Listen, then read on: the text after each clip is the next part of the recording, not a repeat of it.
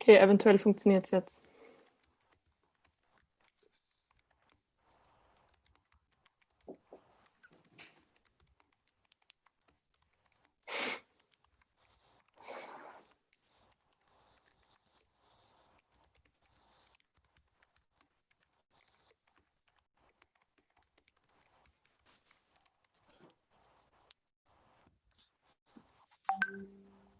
Okay, es funktioniert.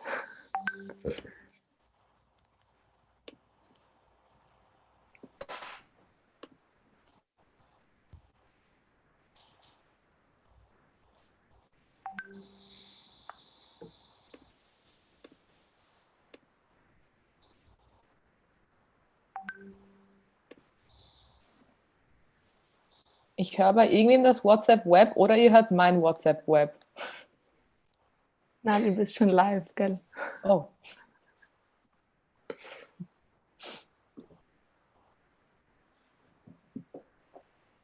So this is just a test. Is this working now? I'm hoping for feedback from someone. Okay, perfect. So apparently it's working. I think then we have to get all the others in this session as well. Sorry everyone for the delay. We had a little bit of technical difficulties, but we hope that everything should be working out now.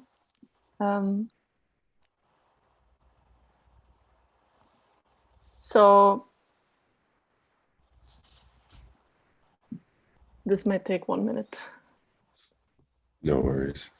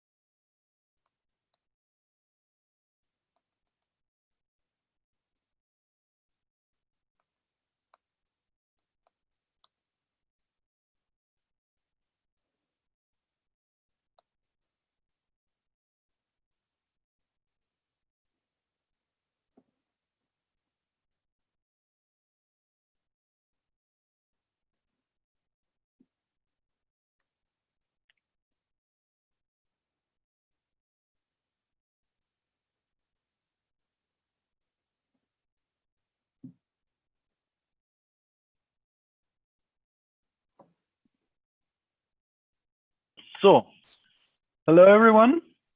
I hope this is working now. This should be our first panel. We're really sorry for any technical difficulties that may have occurred. From what I can see, we're not.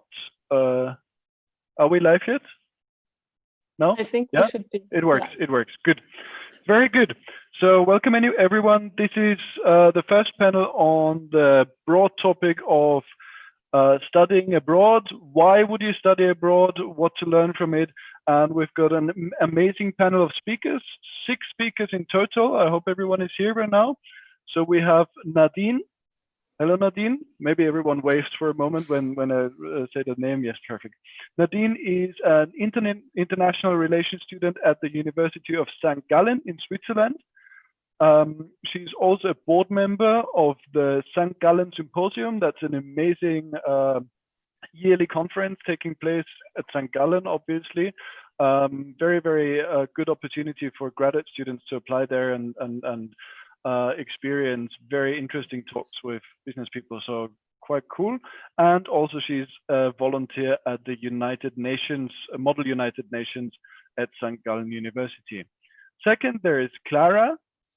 You've already met Clara in the introduction. Clara is a psychology student at Rotterdam. She interned previously at Fulbright Vienna, so she also has a lot to talk about scholarships and, well, especially for America, obviously. And then she's also, and that's probably the most important part, the current head of Austria from Project Access Austria, so head of country, and she's been a team member at Project Access since 2019. There's Moritz Stephan, who's a graduate of the Sir Karl Popper Schule in Vienna. He's a computer science student at the moment at Stanford. He's a startup co-founder of the startup called Tumbleweed. Very, very exciting stuff. They're doing a Mars rover, so I'm very excited to hear more about that. And he's an incoming intern at IBM. Katharina Rhomberg, who's an LSE grad and currently doing a master's in managerial and financial economics. Also worked as a research assistant and did her undergrad at LSE, London School of Economics, and she's an incoming intern at an economics consultancy. There's Johannes Bodendorfer, very interesting background as well, from Canada. He already did his undergraduate in his high school diploma in Canada, then did his undergrad in Canada as well at Quest University, and is now working as a self-employed entrepreneur in policy development and sort of doing consultancy there. So very interesting stuff. And finally, there's Katharina Meyer. She's a current PPE student at the University of Warwick.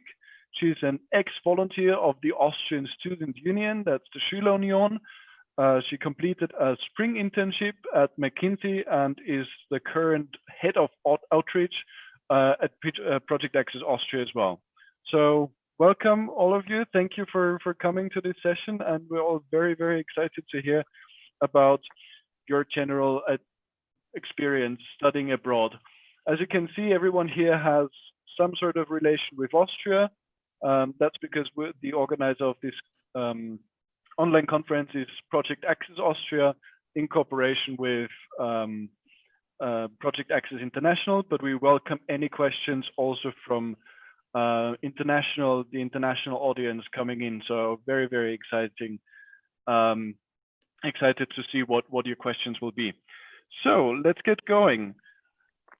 A lot of the time when we speak about studying abroad and sort of the general ideas behind it, we hear one justification or one explanation for why one might want to study abroad, and that's usually the idea of broadening your horizons. But that's a very sort of general idea, and what we'd like to ask you as the expert, how did you broaden your horizons?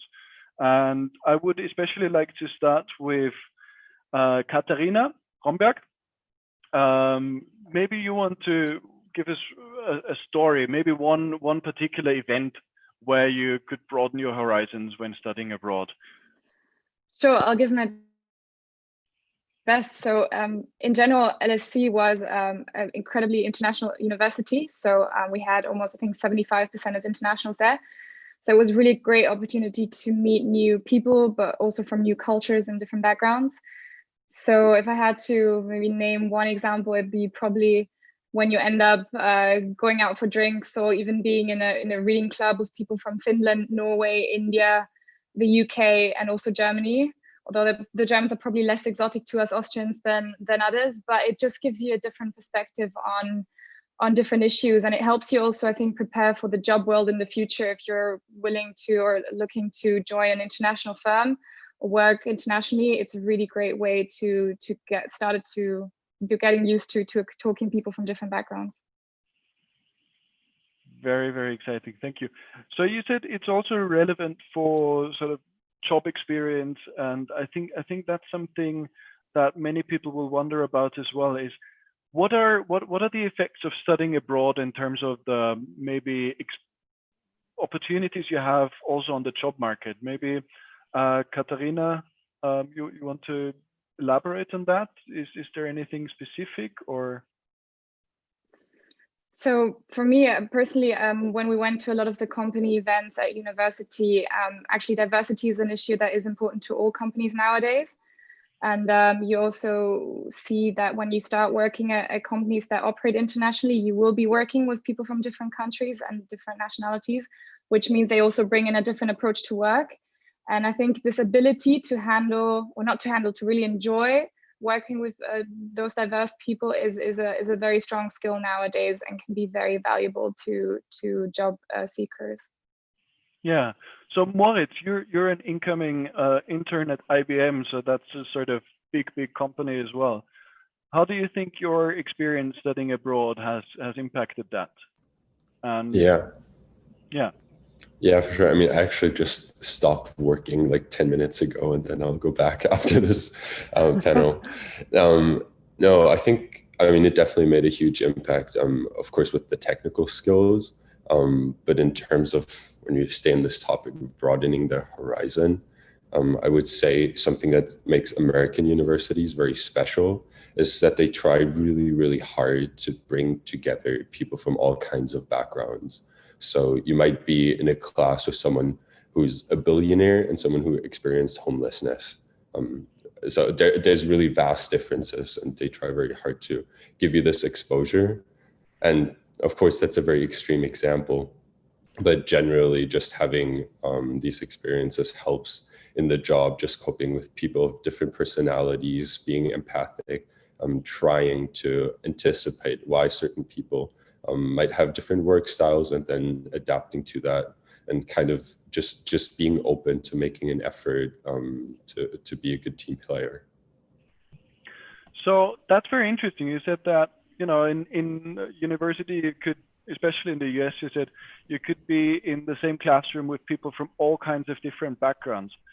Is that something you expected before, or how did that actually sort of, was that a revelation when you came to the US and saw that actually, well, it's different from what you've expected initially?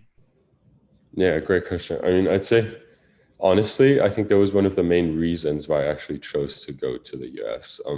I was aware of that because they offer really great financial aid for people all over the world, which does enable people from all kinds of backgrounds to go. And that for me was a very big plus. I wanted that. I wanted to like have more free variables for cool coincidences to occur. And I think kind of going into an environment that is as different as possible from yours is a very, very valuable thing. Yeah, very, very cool. So Nadine, what's your experience with sort of broadening your horizons? What's the step in Switzerland? Well, I mean, I guess I'm from a university that is culturally quite similar to where we all are from. Yeah. But I think for me, one experience that really stood out, that I think about now in general, is that the Swiss population is very practically oriented. So that is something that I really liked about my degree, and also a reason for why I went to Switzerland is they really see your education as a preparation for the job market, right? And that's also why you get in touch with a bunch of companies, organizations very early in your degree. The career center is there from the beginning, because just it's a different way that Swiss people think about how you should, grow up and embark on your professional career. You should start as early as possible. Everybody has sort of like a side job. And that is something that I thought was amazing about studying in Switzerland, is just really being in an environment where you get to develop practical skills really fast, also in societies at university. And yeah, that was sort of my experience with that. I can say that it is not culturally that different. Yes. It's just that I really liked my degree. So that's quite interesting, because sort of broadening your horizons doesn't necessarily mean you need to experience only different cultures, right? It can be a different attitude. It can be just something that's very close to our borders. And I think that's also important to bear in mind. We have a broad variety of people here from Canada, US, but also Switzerland, and for example, the Netherlands. With Clara, I think that's quite interesting to see. Well, you don't actually have to travel that far to already experience something completely different, in a sense, right? And I think Switzerland as well, even though it's very close and sort of culturally similar maybe to Austria, it would still have a very different mentality in certain areas, and where you can broaden your horizons. So Clara, if it's okay to speak about something that's sort of close and related, also not too far away from Austria, but still very different in a sense. The Netherlands. Was there any experience? What changed? What was very different compared to Austria, for example, for you? So I think it's quite a contrast with the university that I'm at, and also the university colleges in general that I can mainly speak for, because I'm at a university college myself, which is a little bit of an international part of the main universities in the Netherlands. I think in general, the bigger universities are kind of built somewhat similarly to the ones in Austria, even though obviously you still get kind of confronted with the Dutch directness there. But in the smaller, so now I think for the last 10 years, the bigger universities have started international university colleges. And they're actually somewhat similar to the US system, which was something that really attracted me. So for me, it's quite the contrast, because I can live the very normal Dutch life, but then as soon as I go to uni, I have very international and nearly an American university, I would say, also system-wise, but kind of the collection of people that I can find there. So for me, that's also quite interesting to see that contrast. It's quite cool, yeah. So what would you say makes it characteristic that it's more American? What's one of the sort of key differences that you would see? So I think for me, the main difference, or like the main indicator, is that the degree is liberal arts and sciences, which is something that's very known for the US. It's kind of, I always say it's kind of a little bit of everything. And then I choose my main subject, which is psychology. But then I can choose just all kinds of classes from economics and politics and philosophy, which was something that was super interesting to me. And that's a very similar setup as in the US. I think with Moritz, it's probably similar. Yeah. That makes absolute sense. And I think, Katharina, you're doing PPE at Warwick, and it's also sort of trying to do many things at the same time, right? PPE is philosophy, politics, and economics. And I would guess it leaves you a lot of choice there as well. Was that an important consideration for you? Or why did you choose to do precisely PPE? It was actually. So before going to the UK, I was studying for 1 year in Austria, and I was doing law, which I found incredibly interesting. But I felt like just after graduating from high school, I wasn't ready to just study law for my entire life and then work in a law profession. And that's what I was kind of missing in Austrian universities, this chance to, not just get educated to be a young professional, but also to get educated to, broaden your academic skill set and academic interests. So this is precisely why I chose PPE, because I thought it's probably the most broadest study of society that I could possibly find. Yeah, that makes absolute sense, and I think it's something really, really special to be able to do that. I did PPE myself, so I'm convinced it's a very good start, both with actually the American design of the system, where you have the chance to do basically everything the first year and then the second year, and then sort of choose more precisely what you want to do, and also with doing combined degrees. There's actually, and I think that's actually relating to a question that came in from the audience, and it's about to what degree do you think it's a skill that's valued by universities to think outside the box these days? And do you think there are some institutions that are maybe valuing that more than others? And Johannes, you're probably a really good example for that. You did think outside the box already when you did your high school degree. You just went to Canada for half a year first, and then you stayed for 2 years in total to finish your high school diploma, and then you stayed in Canada for ever since then. So what do you think about thinking outside the box, also in terms of career, maybe after graduating? Yeah, thank you, and good morning. It's 8 in the morning here in Vancouver. So I, very similar to Clara and Katharina, I was also educated in the liberal arts. My university, that's sort of all we do at Quest. It's a liberal arts and science education. And in a very similar way, I think my university, in fact, was founded on the principle that we should move away as a society from the sort of more what Nadine talked about a little, the sort of more practical skills in a sort of into a more well-rounded education where you know a little bit of everything and you are a let's call it a competent human in a lot of topics rather than a super specialist expert in one very specialized field that you don't have a lot of people to talk to about. And so that's where my university education came in as well.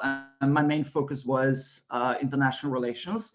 So they talk about policies and international development and all those things as well, in context of a number of other subjects in biology and math and a variety of other topics. And I think the value in that is the fact that when you are part of an employment situation or self-employed or any of that, you will be able to engage with a variety of people from all walks of life to a certain degree. You know, I will be able to talk to a biologist, not on the exact specifications of microbiology and, you know, how cells interact, but if someone tells me general biological truths, I will be able to engage with them on that and know whether or not that makes sense or not. And I think especially in the context of COVID, that is a skill that is very, very relevant to be able to tell when something when something is important. So yeah, so I think a liberal arts education does allow for that. Yeah, so I think there are so many issues you touched upon. First of all, there's one of the questions that came in for the audience is also, well, it's one of those key differences between the UK and the US, and I think, or North America, let's say, right? And I think one of the big differences is that in the US North American system, you have those liberal arts colleges, which don't really exist to that extent in Europe. But then again, we already heard there are ways around that where you can actually do like a lot of the same things by either pursuing a multidisciplinary degree for your undergraduate in European institutions. And as we've seen from Clara, there are sort of very similar programs nowadays coming up. And I think that's also something that might be a trend, right? People want to go back, as you said, from sort of studying only one sort of specific subject, but also being able to put that into context. And that's maybe one of those things that I would like to talk about, maybe also open for discussion. How much do you think is your choice of going abroad influenced by just the subject, and how much do you think it's also about other factors, and what are those factors?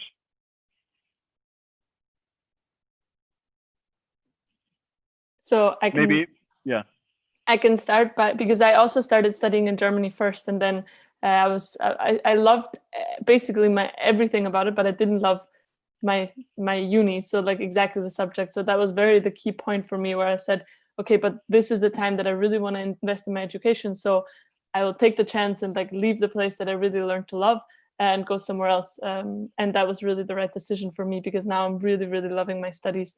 I think the interdisciplinarity and just the choice that I have and the setup that my uni has given me, I'm really loving that. And I think that was also one of the reasons why I really went there.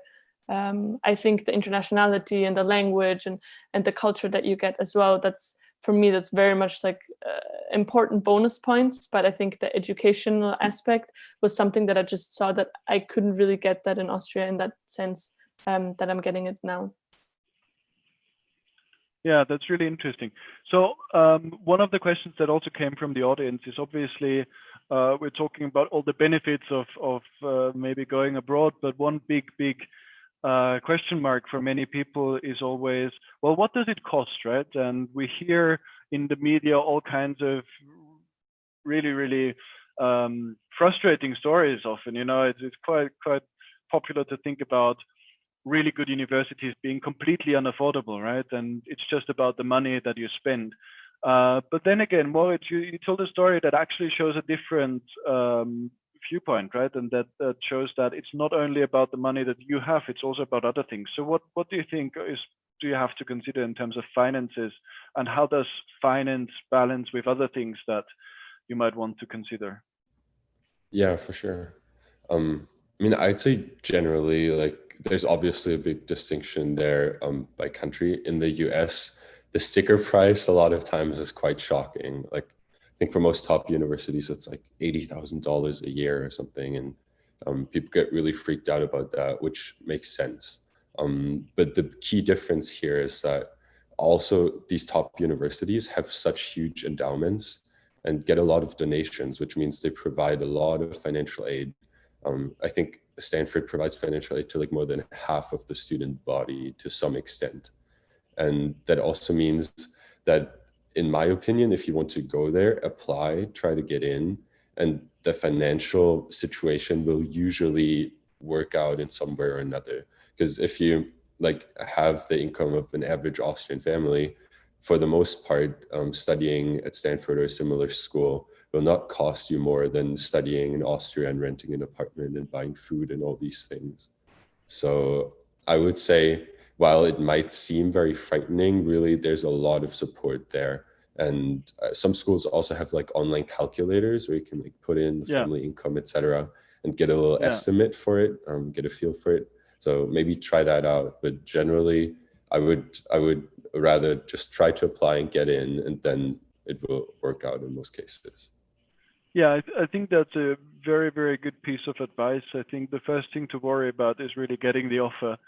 And after that, you can, go through the different options and look at what's feasible, where do I get money from? And, there's not only universities in the US, of course, there are many universities that have their own funding. That's less of a thing, I think, in Europe. But at the same time, there are many private foundations that offer funding at times. And there's also different sort of costs you have to compare between countries.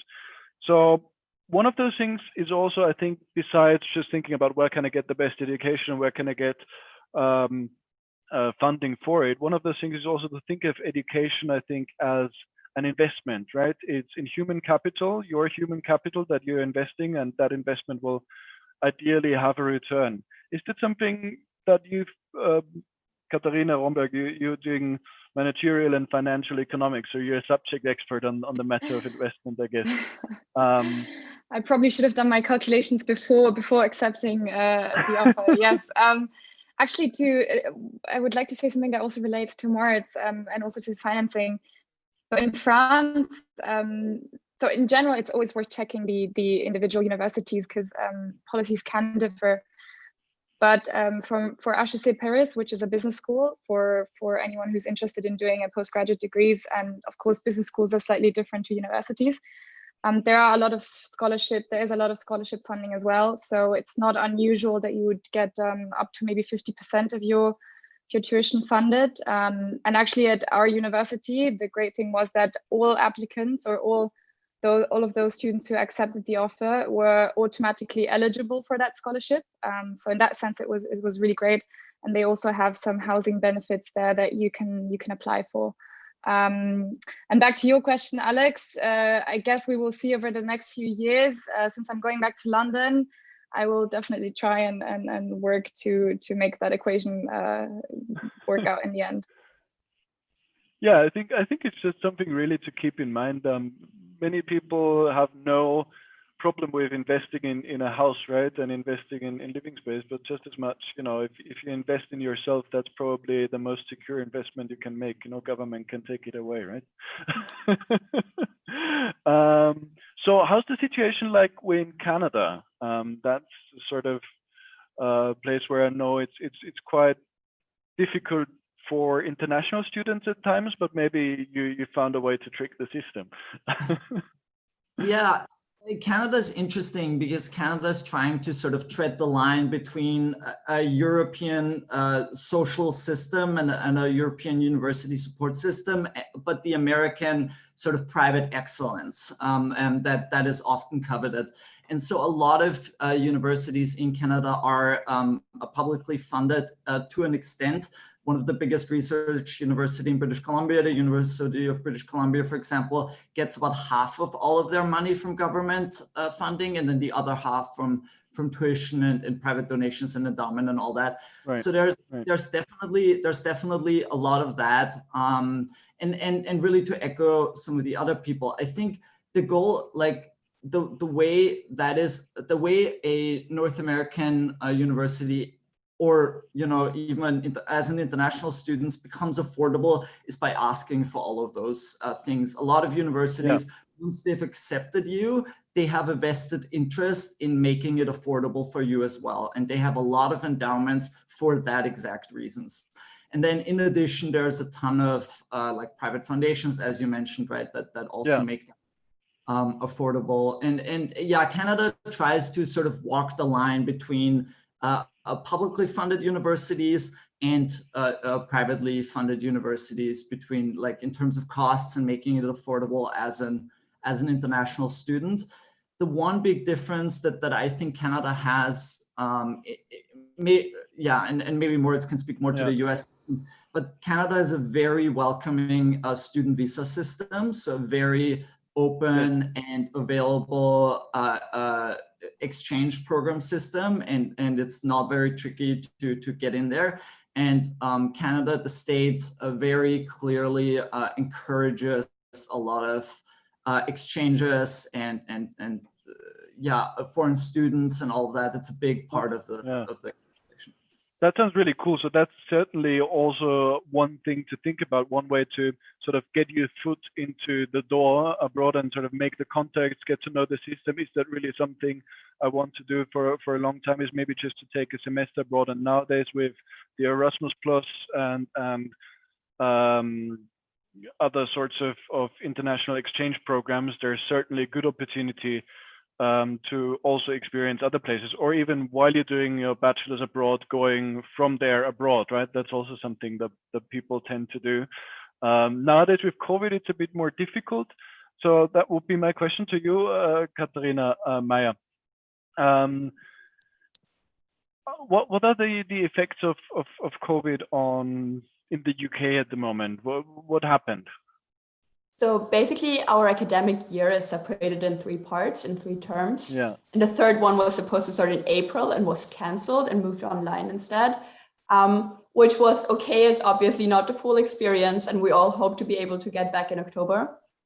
In general, I feel like all universities in the UK are aiming for a method next year in which they combine virtual online teaching for lectures with in-person seminars. And as seminar group sizes in the UK are quite small and only include up to a maximum of 10 people at the good universities, at least, I believe that this will be possible with the current COVID regulations. So we all hope for that to happen. Right. And for you, Nadine, in terms of finance, when you think of Switzerland, I think it's a very expensive place to be, right? Is there any aid available for people coming from Austria, or how does it work with Switzerland? So first of all, I have to say I have the Swiss passport. My dad is Swiss, so I'm just gonna right. That does make a difference, but because Swiss universities are mostly also funded publicly and privately as well, which means that the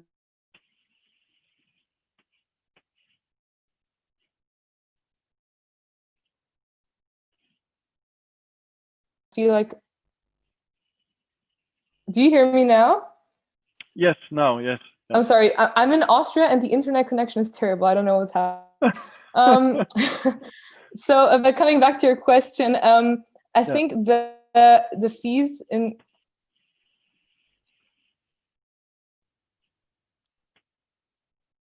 all right. So I think I think the fees in Switzerland for foreign students are comparable to other universities in the EU, especially my university. So that, but there are, well, it's a bit particular because there's no scholarship program offered by most universities, but as you said, there are a bunch of funds and also state-run programs that you can apply for. So it might be a bit different to the US and UK, maybe also Canadian system, in that you might get some funding from the uni, but you also might not. But if you do some online research and check for some foundations, you will for sure find something that will cover some of your costs. Yeah. And I think one big difference, especially if you come from Europe, in Switzerland, is that tuition fees, for example, are quite low in comparison. So I think it evens out. If you compare that, maybe living costs are a bit higher, but then again, that's something to also consider, that tuition fees can vary to a massive degree, and some countries actually have quite low tuition fees because it's publicly supported. So there are two final questions just for closing. First of all, maybe you can just say one word about the application process. Maybe we compare the UK, US. Does the application cost something? I think in the US sometimes it does cost something, but there are waivers available, if I have that correctly in mind. Moritz? Yeah, so I think it's like $80 per school or something like that. But normally, if you can just email the admissions office and say like, I don't want to pay this, and if you can like show that you need it, then you get a waiver. Very interesting. How about the UK? Does it cost anything to apply? It does. I believe it's 60 pounds, but I'm not entirely sure about that. It's been a while.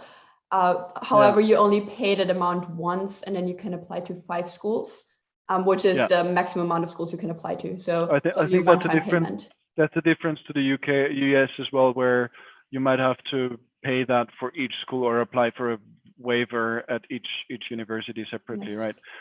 And then we have one more question, and that's about, do you think, because many of you have done both UK masters and bachelors, but I think everyone a bachelor's abroad right now, do you think it's worth doing the bachelor's already abroad, or is it actually, especially for Moritz in this case, the question came, is it worth doing a bachelor's at an Ivy League, or would you just go doing the master straight away now that you're doing it?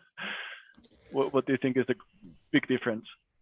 Yeah, I mean, I would say that like in the US, like undergraduate studies is a very special thing because it is like the university experience that's the most different from what you could have in Europe. So if you're really aiming to broaden your horizon and like explore other fields and stuff, then I would definitely go for the bachelor's. It's a really cool thing. Then in the master's, you're doing research just as you would do in Europe as well. I'd say then it's more dependent on just like how good is the department in the XYZ field. So I personally would heavily recommend going for the bachelor's as well. Yeah, something I can absolutely endorse. I think doing the bachelor's abroad is a completely different experience.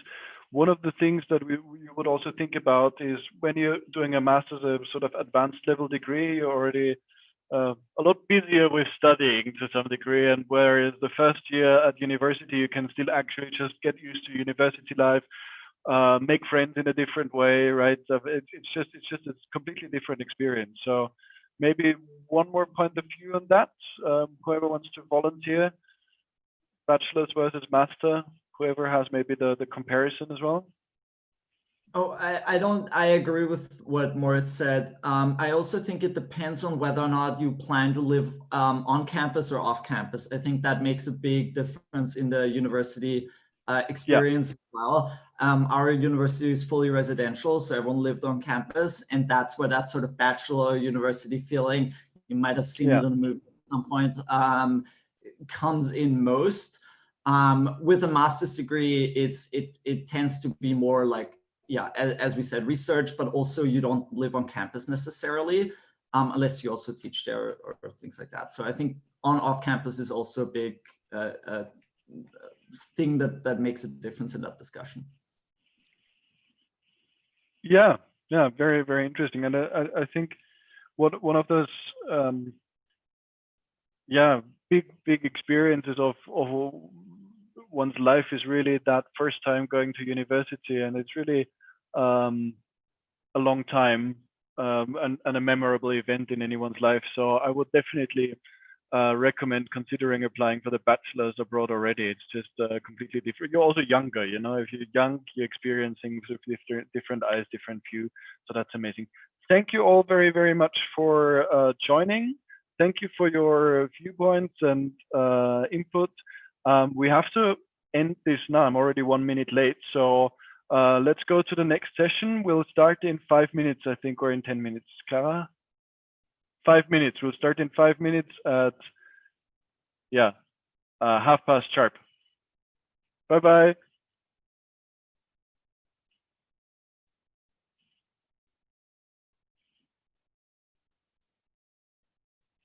Okay. Bleiben wir in den Breakout Rooms oder wie funktioniert das jetzt? Oder? You're still live, just as an information.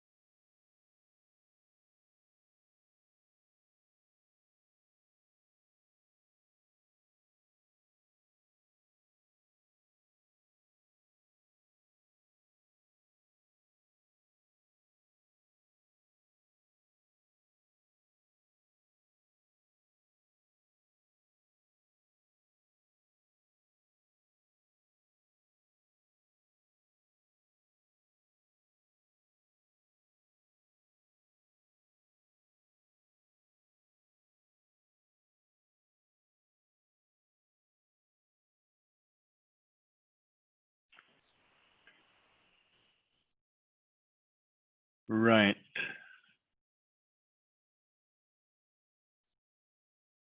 Hello.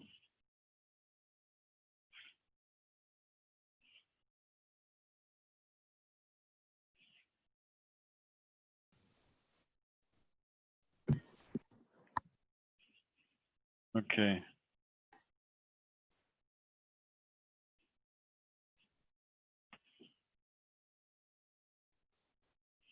Okay, I think we're live. I think we can get going with the next session. This is our second panel. Thank you everyone for coming. And it's on undergraduate admissions in the UK.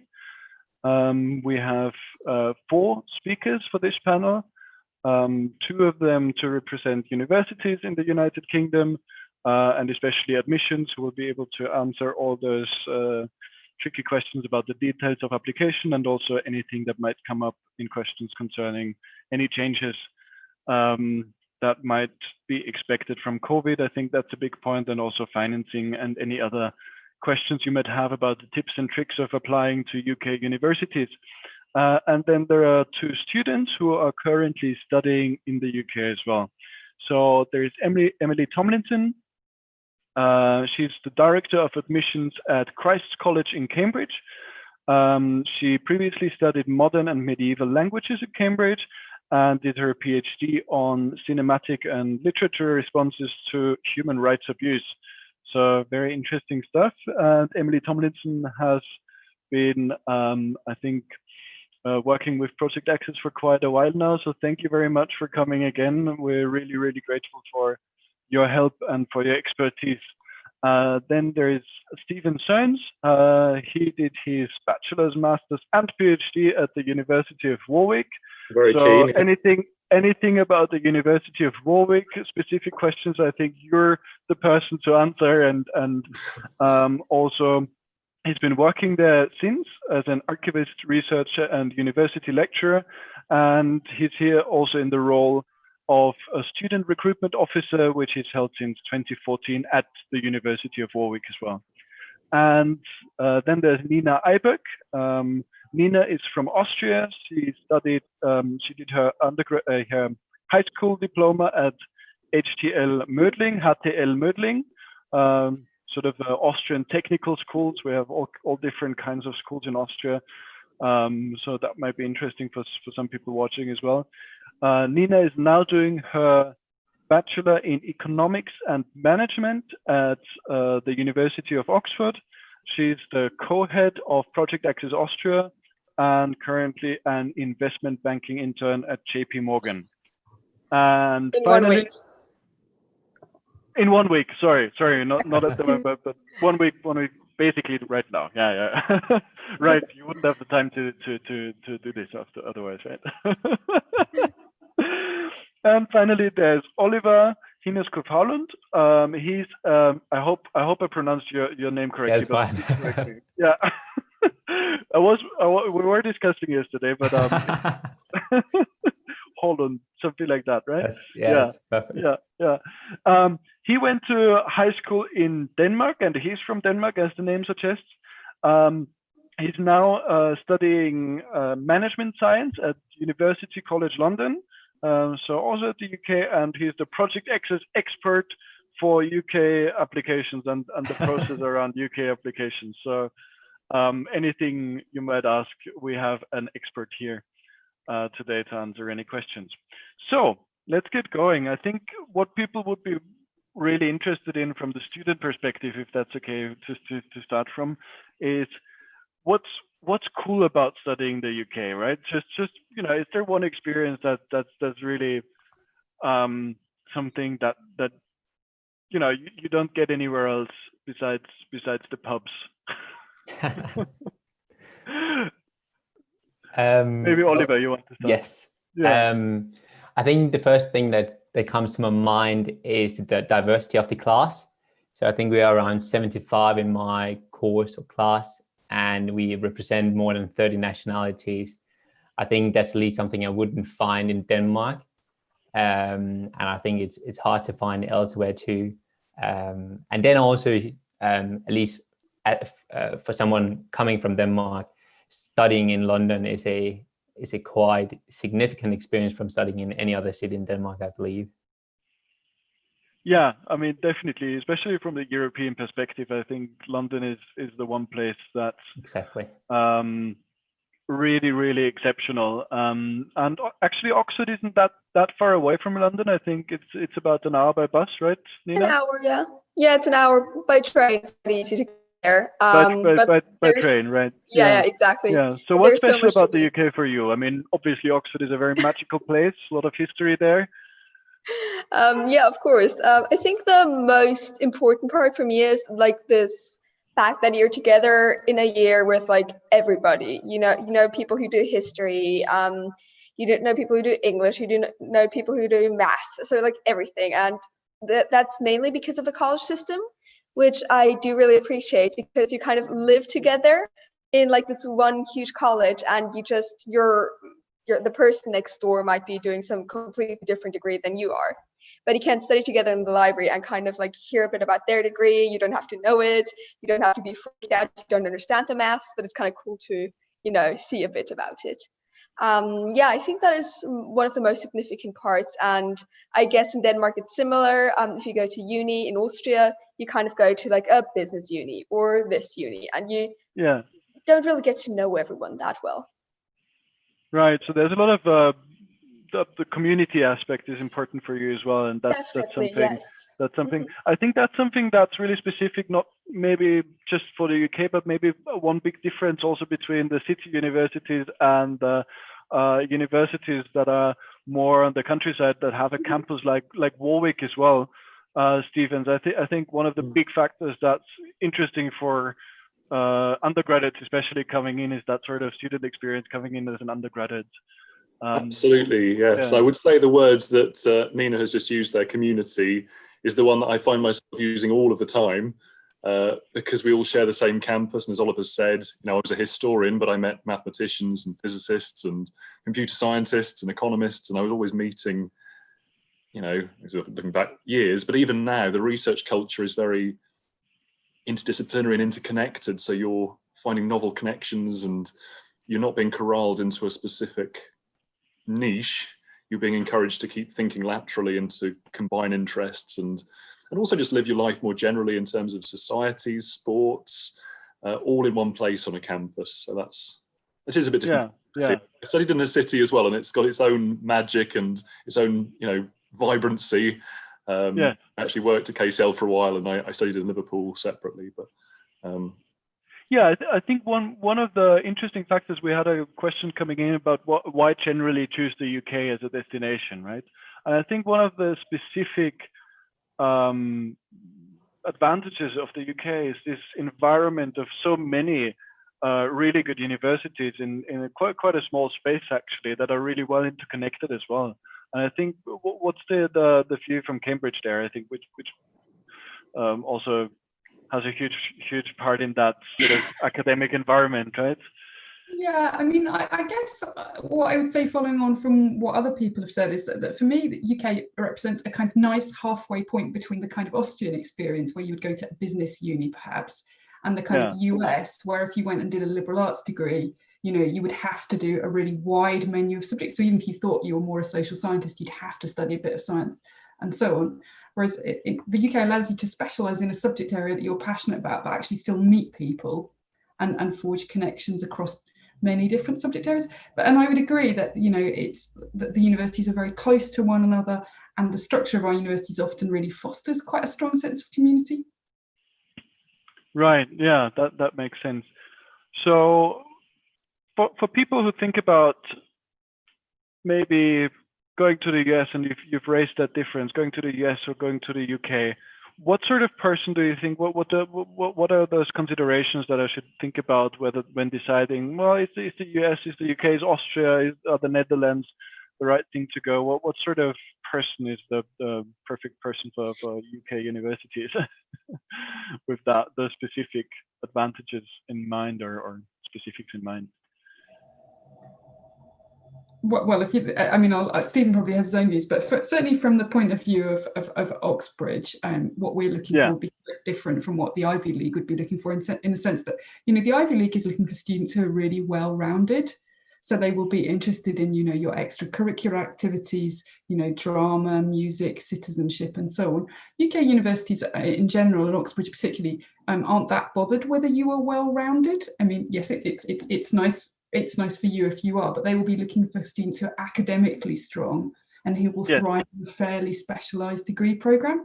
So if you're kind of more on the like, you know, I kind of know what I want to do, it's broadly in this subject area and I'm really excited about it, the UK is probably going to allow you to focus on that really a lot more rapidly. I think the other thing to say is that the pressure of assessment, my perception of the pressure of assessment in the US is really quite constant. So students are constantly being graded and that counts towards their GPA. Universities in the UK do assess in different ways on a different pattern, but I think you get more time to like absorb ideas, like, you know, let things sink in and kind of figure out who you are, I guess. Right. That makes absolute sense. So if you already know pretty well that there's one specific subject that you're talented at, that you're really interested in, that you really want to do for sure for a degree, then the UK is certainly a good choice. It allows you to do that. But as we said in the previous panel, there are also these days some of those subjects where you know the broad field that you want to do, but that still permit you some choice along the way, like PPE or HSPS, Human, Social and Political Sciences, that sort of have some flexibility there for choosing your finding your way personally. What I would be interested in, because this sounds a lot like, you know, you need to do, and obviously that's the one important thing is studying, but there's also something besides studying, and I think even though UK universities don't take that into account as much in the application process, maybe, there is certainly a big there are big opportunities for doing sports, doing participating in societies and so on. So maybe Oliver, maybe you want to speak about societies and how that's like. Maybe how does it compare also to Denmark and student life in general? Well, comparing the societies to Denmark, we don't really have something like it in Denmark. It's a quite extensive thing in the UK, and well, you can basically go find a society for whichever random interest you have, and you'll find. Do you maybe want to explain what a student society looks like in the UK, how it's formed, and maybe the difference between club societies? Yes, I can do that. So societies is basically a student-led organization, and I think every year or so they choose a kind of a set of people for leading the organization, and then you can be a member of that organization and just kind of enjoy what they're doing. So that can be, we both have very career-minded societies. For instance, a investment society you can go to them and basically find people who are interested in finance and stuff like that. But you can also find like a wine and dine society or a sports society. So it's basically just these organizations who gathers people around a core interest, I guess. I'm not too familiar with the clubs in the US.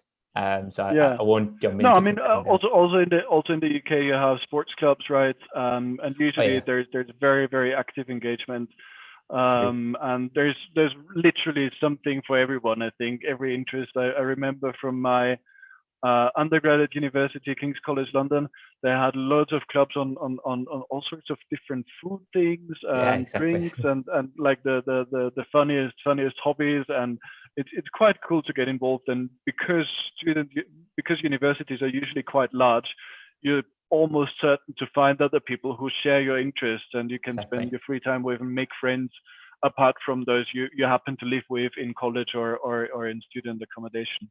Exactly. And I think also, speaking of, you know, in the US, that you in the course can explore your interests more, or at least it has this kind of flexibility and it's a wider degree. In the UK, I think the societies actually provides that, because you can, I mean, as a Dane, I could still join the Austrian society and I could learn about Austrian culture. Absolutely. And you can do all kind of stuff, and you can really go out and explore new things. So it's not only gathering people of same interest, but also, you know, allowing you to explore interests. Yeah, it's also a good way to learn languages, right? And a cheap Exactly. way to get the language exposure. If you join a society of a certain nationality and you can learn all those languages, it's quite cool. So what our listeners would be interested in is obviously also the application process. And maybe Stephan, could you just give a brief outline of what an application process in the UK would look like for most universities? Yeah, so the advantage with the UK is that we have UCAS, which is a centralized application gathering platform with fairly consistent timelines. So for undergraduates, for Oxford and Cambridge, and for some courses, the deadline is a bit earlier. So you've got the 15th of October for these particular courses. For Warwick and many others, it's then the 15th of January. And we're looking for, normally, as Emily has said, primarily your academic performance. We're looking for a good match between the essential requirements of a course like engineering that might require physics and maths. We may require a higher level for some of our degrees. But alongside that, you then have a personal statement, which is different from the statement of purpose if you're applying to the US, which is often more character-led. We're looking for a very clear match with this statement between you and the course, and to see how those link together and how it's fairly evident to us from your statement that the course you've applied to is absolutely the right course, and there wouldn't be any other that you could apply to, really, that it's the perfect match. So just as a quick, what if you find that maybe there's another course that would be suitable for that student from reading the personal statement, or other options to change that afterwards? There can be. So if you meet the criteria for the course, particularly in, for example, Warwick Business School, and you've applied, just to give a for instance, they will often make an alternative offer if they think you are better suited. For example, you've applied for accounting and finance, but actually not as mathematically strong. You might then be given an alternative offer for a management course. We also have other processes you can go through, such as UCAS Extra and clearing. There is a risk attached to, entering into UCAS and then ditching all your offers and trying through some of these channels, but clearing at the end of it is an opportunity to either, if you've missed your grade, have another or adjust up.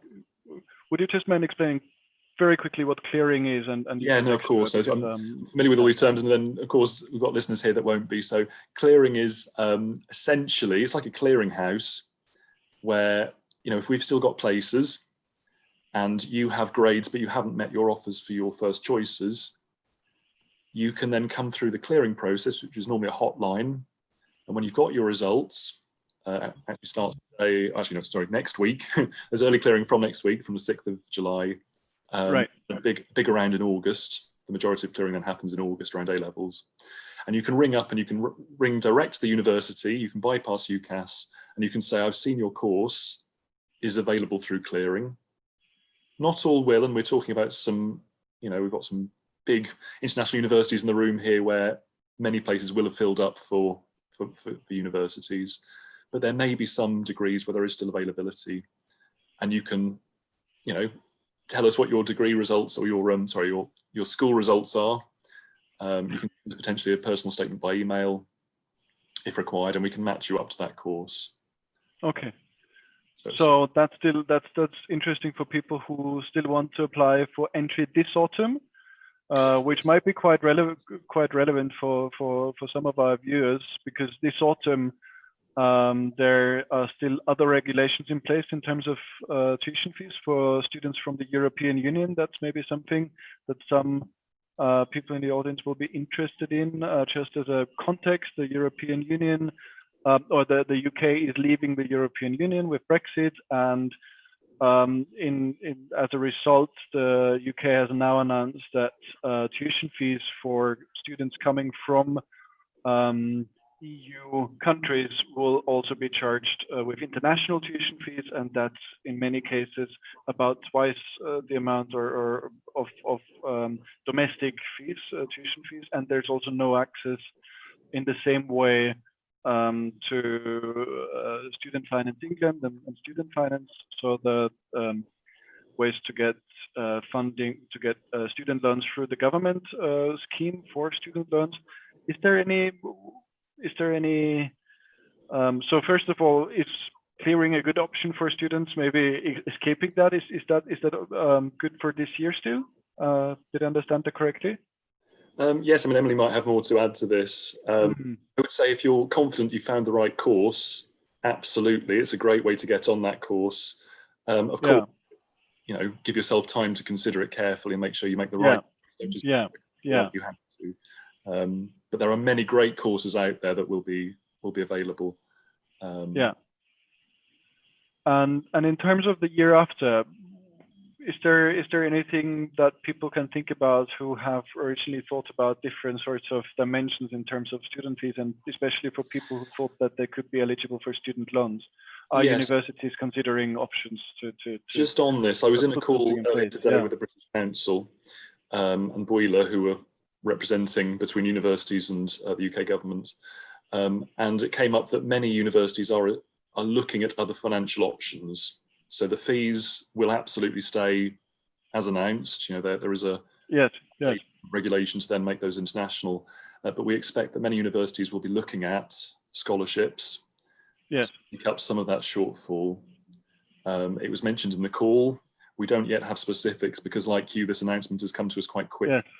You know, thinking on our feet here a bit, but a lot of the planning has already taken place. You know, we were expecting this to some extent to be so university looking at this. But I take from this that students that are applying this autumn for entry the coming year shouldn't despair at this stage. I think it's a good idea to still apply, and there might be some options in place for financing that still have to be worked out in their details. Absolutely. So for 2020, we've got absolute certainty that you get the student loan for the full duration of your course. You know, and you get the home fee again for the full duration of your course. For next year, there are changes potentially, but. So in terms of we've covered the application process in general for the UK. What are the differences for Oxbridge, Emily? Oxford and Cambridge, that is. Well, I guess there are sort of three things to be aware of. The first, as Stephen's already said, is we have a different and earlier deadline. So Oxford, Cambridge and UK medical schools have an early deadline of the 15th of October. So you have to be really quite organised if you're going to apply to them. The second point is that both Oxford and Cambridge require students to sit a test shortly after application. So some of the tests that we ask students to sit are shared with other universities. So the BMAT for medicine or TMUA for certain mathematical subjects. But Oxford and Cambridge both have university-specific tests for larger subjects. So students need to kind of find out, is there a test for the course they're applying for, find out their nearest test centre and ensure they're registered for it, again, by October the 15th. And I guess the third thing is that, you know, so many UK universities will interview for a small number of courses. And so all architecture schools, all medical schools will interview, but Oxford and Cambridge interview for all subjects. So, you know, if you do well, if your application is strong, you do well in the test, the probability is that you will be invited to interview. That's an additional, you know, a layer of complexity, I guess, and something else you need to prepare for. Yeah, so just to sum up and contrast this a bit, so if you apply to any UK university except for Oxbridge, the deadline would be the 15th of January, and it works through the system of UCAS. And if you apply to an Oxbridge university, Oxford or Cambridge in that case, you have to make the choice either or, if I remember it correctly. And if you apply either for Oxford or for Cambridge, the deadline is much, much earlier. It's the 15th of October already. And that's for the entry in the year afterwards. That's 1 year basically before the course starts, more or less, is the deadline for making the application in the UCAS system. In that application, you have several elements. It will contain a personal statement, so a sort of application statement, a letter of reference, your school grades, things like that. You will explain that. And then universities will look at that. Most universities will assess it on the basis of that application only, except Oxford and Cambridge, and some specific courses have additional things they're doing, for example, interviews, right? And the way this would normally work is you would submit the application on the 15th of October for Oxbridge, for example. You then take some exams, which take a lot of preparation, need to be prepared and everything. If your exams and application looks good, you're invited to an interview. Is that sort of a good summary? Yeah, I mean, I think one thing just to say is that the number of Oxford has a lot more tests now than Cambridge. Yes. The probability that you will need to sit a test is higher if you're applying for Oxford than if you're applying for Cambridge. Interesting. So we have one example actually here with Nina. You did the application in Oxford. How was that experience for you? I think that's also interesting for people. Well, I didn't really have anyone to guide me through this application process. So I'd say the most important part is remember to register for the test, and it's hard to find that. So literally call up the British Council if you can't. Maybe they have made it easier in the meantime. But yeah, right. So prepare for the test is really important. And even if it's something with like the TSA that's logic based, where some people kind of seem to think that you don't have to prepare for it, practice does make you a lot better. Yes. So yeah. Yes. Yes, I think those tests are designed to really push you to your limits, but obviously can only be pushed to your limits if you've prepared appropriately, if you're not surprised by the format of those questions. So it definitely pays off to prepare well. So yeah, I think we've covered quite a lot. In terms of financing, I think one of those questions that comes up often for people, is there any difference between, or what's the main difference between universities in terms of tuition fees and the costs of studying there in the UK? Is there differences, for example, between Oxbridge costs to other universities and things like that? I don't know if the students want to answer that. Do you, in terms of your friends and their living costs, or? Well, I can take that one. I think the fees, well, at least for now, are the same or uniform for all EU students and for all UK universities. There's obviously a different cost of living in London, for instance, compared to in Warwick or in Oxford or in pretty much any other city. So yeah, I think that's where it kind of differs the most, the living cost, and it's very difficult to put a kind of estimate on that. Yeah. I would say as well, at the moment, there are quite a lot of open days happening. So these are fine. Obviously, we can't travel at the moment, but you can potentially go along to funding talks, the accommodation talks, and just make notes and just find out what the charges are for all of these. So in terms of information and intelligence gathering, this is quite a good time of year actually to do that. Great. And there's one more question that came in that's quite interesting. So in terms of the application process, you already mentioned it's important you're looking for academic credential, but how much do you think is that? How much do you rely on grades, especially for people coming from non-British universities? How are you able to gauge that sort of background, and what other data points do you use for assessing academic sort of ability and for the course? Maybe Stephan, you want to start? Yeah, I mean, I've been giving a workshop recently on personal statements, partly because we often hear that people think they're disregarded, that they're not important. Because we don't interview for most of our courses, they are the only point of differentiation between you and another student that has exactly the same grades. We only take a very small minority of applicants, as do most Russell Group universities in the room. So really, to stand out, this is your one chance to shine. The grades are important, but we are looking for, that is the course. It's not necessarily the grades that show us that. It's if you've taken part in a summer school, or you've done a MOOC, or you've read something that's changed your perspective on the world. And you're linking in. We're seeing you as a prospective seminar tutee sitting there listening and talking to us, and we can see you in the room if you give us a well-motivated, carefully constructed, well-prepared personal statement. Yeah.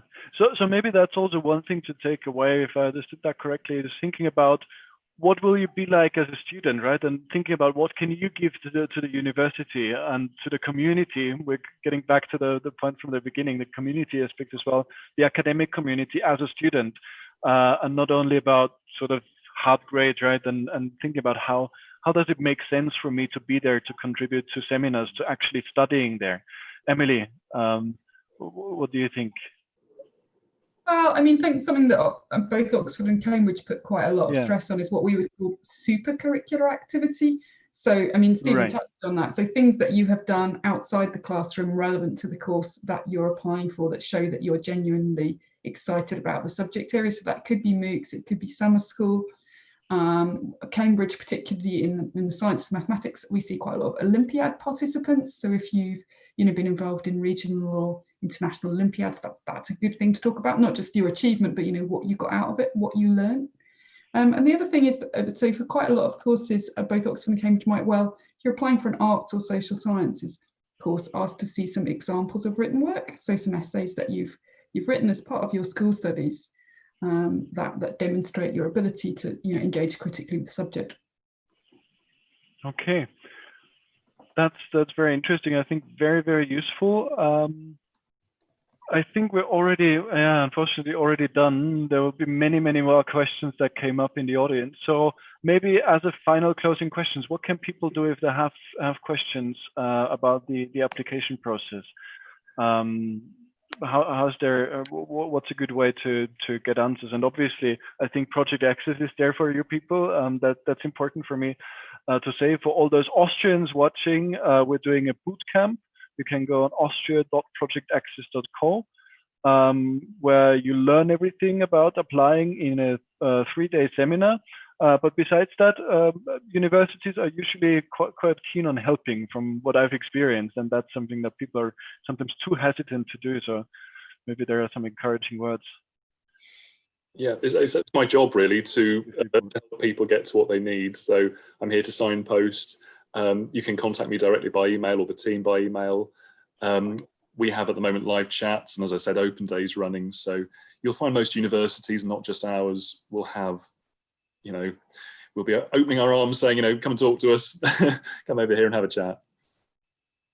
I don't know if Emily, you've got something to say on Cambridge? No, I was nodding agreement, but I would also say, yeah, Project Access. I always signpost prospective applicants to Project Access.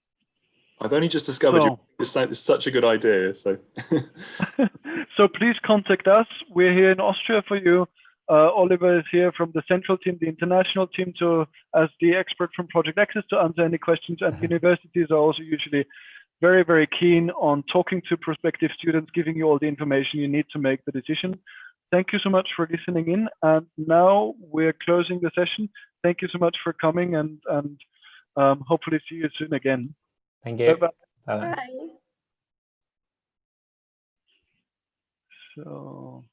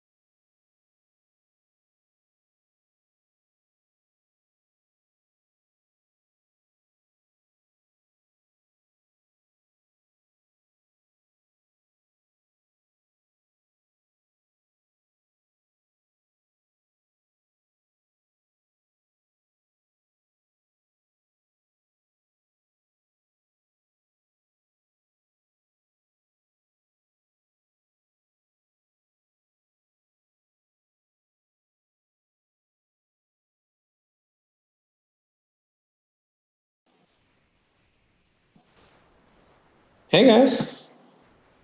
Hi, I think you should go into the breakout room that you were assigned to because we're still live on this channel. But you might get a request again right now. Okay.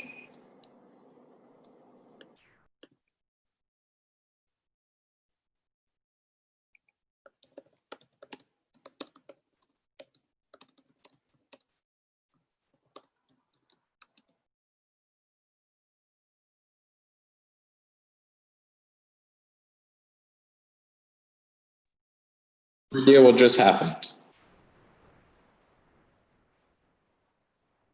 I think we're trying to figure it out right now. But in worst case, I think everyone's coming back to this session in a minute, and then we'll start again. Cool, I'll go grab my power cord. Okay, perfect.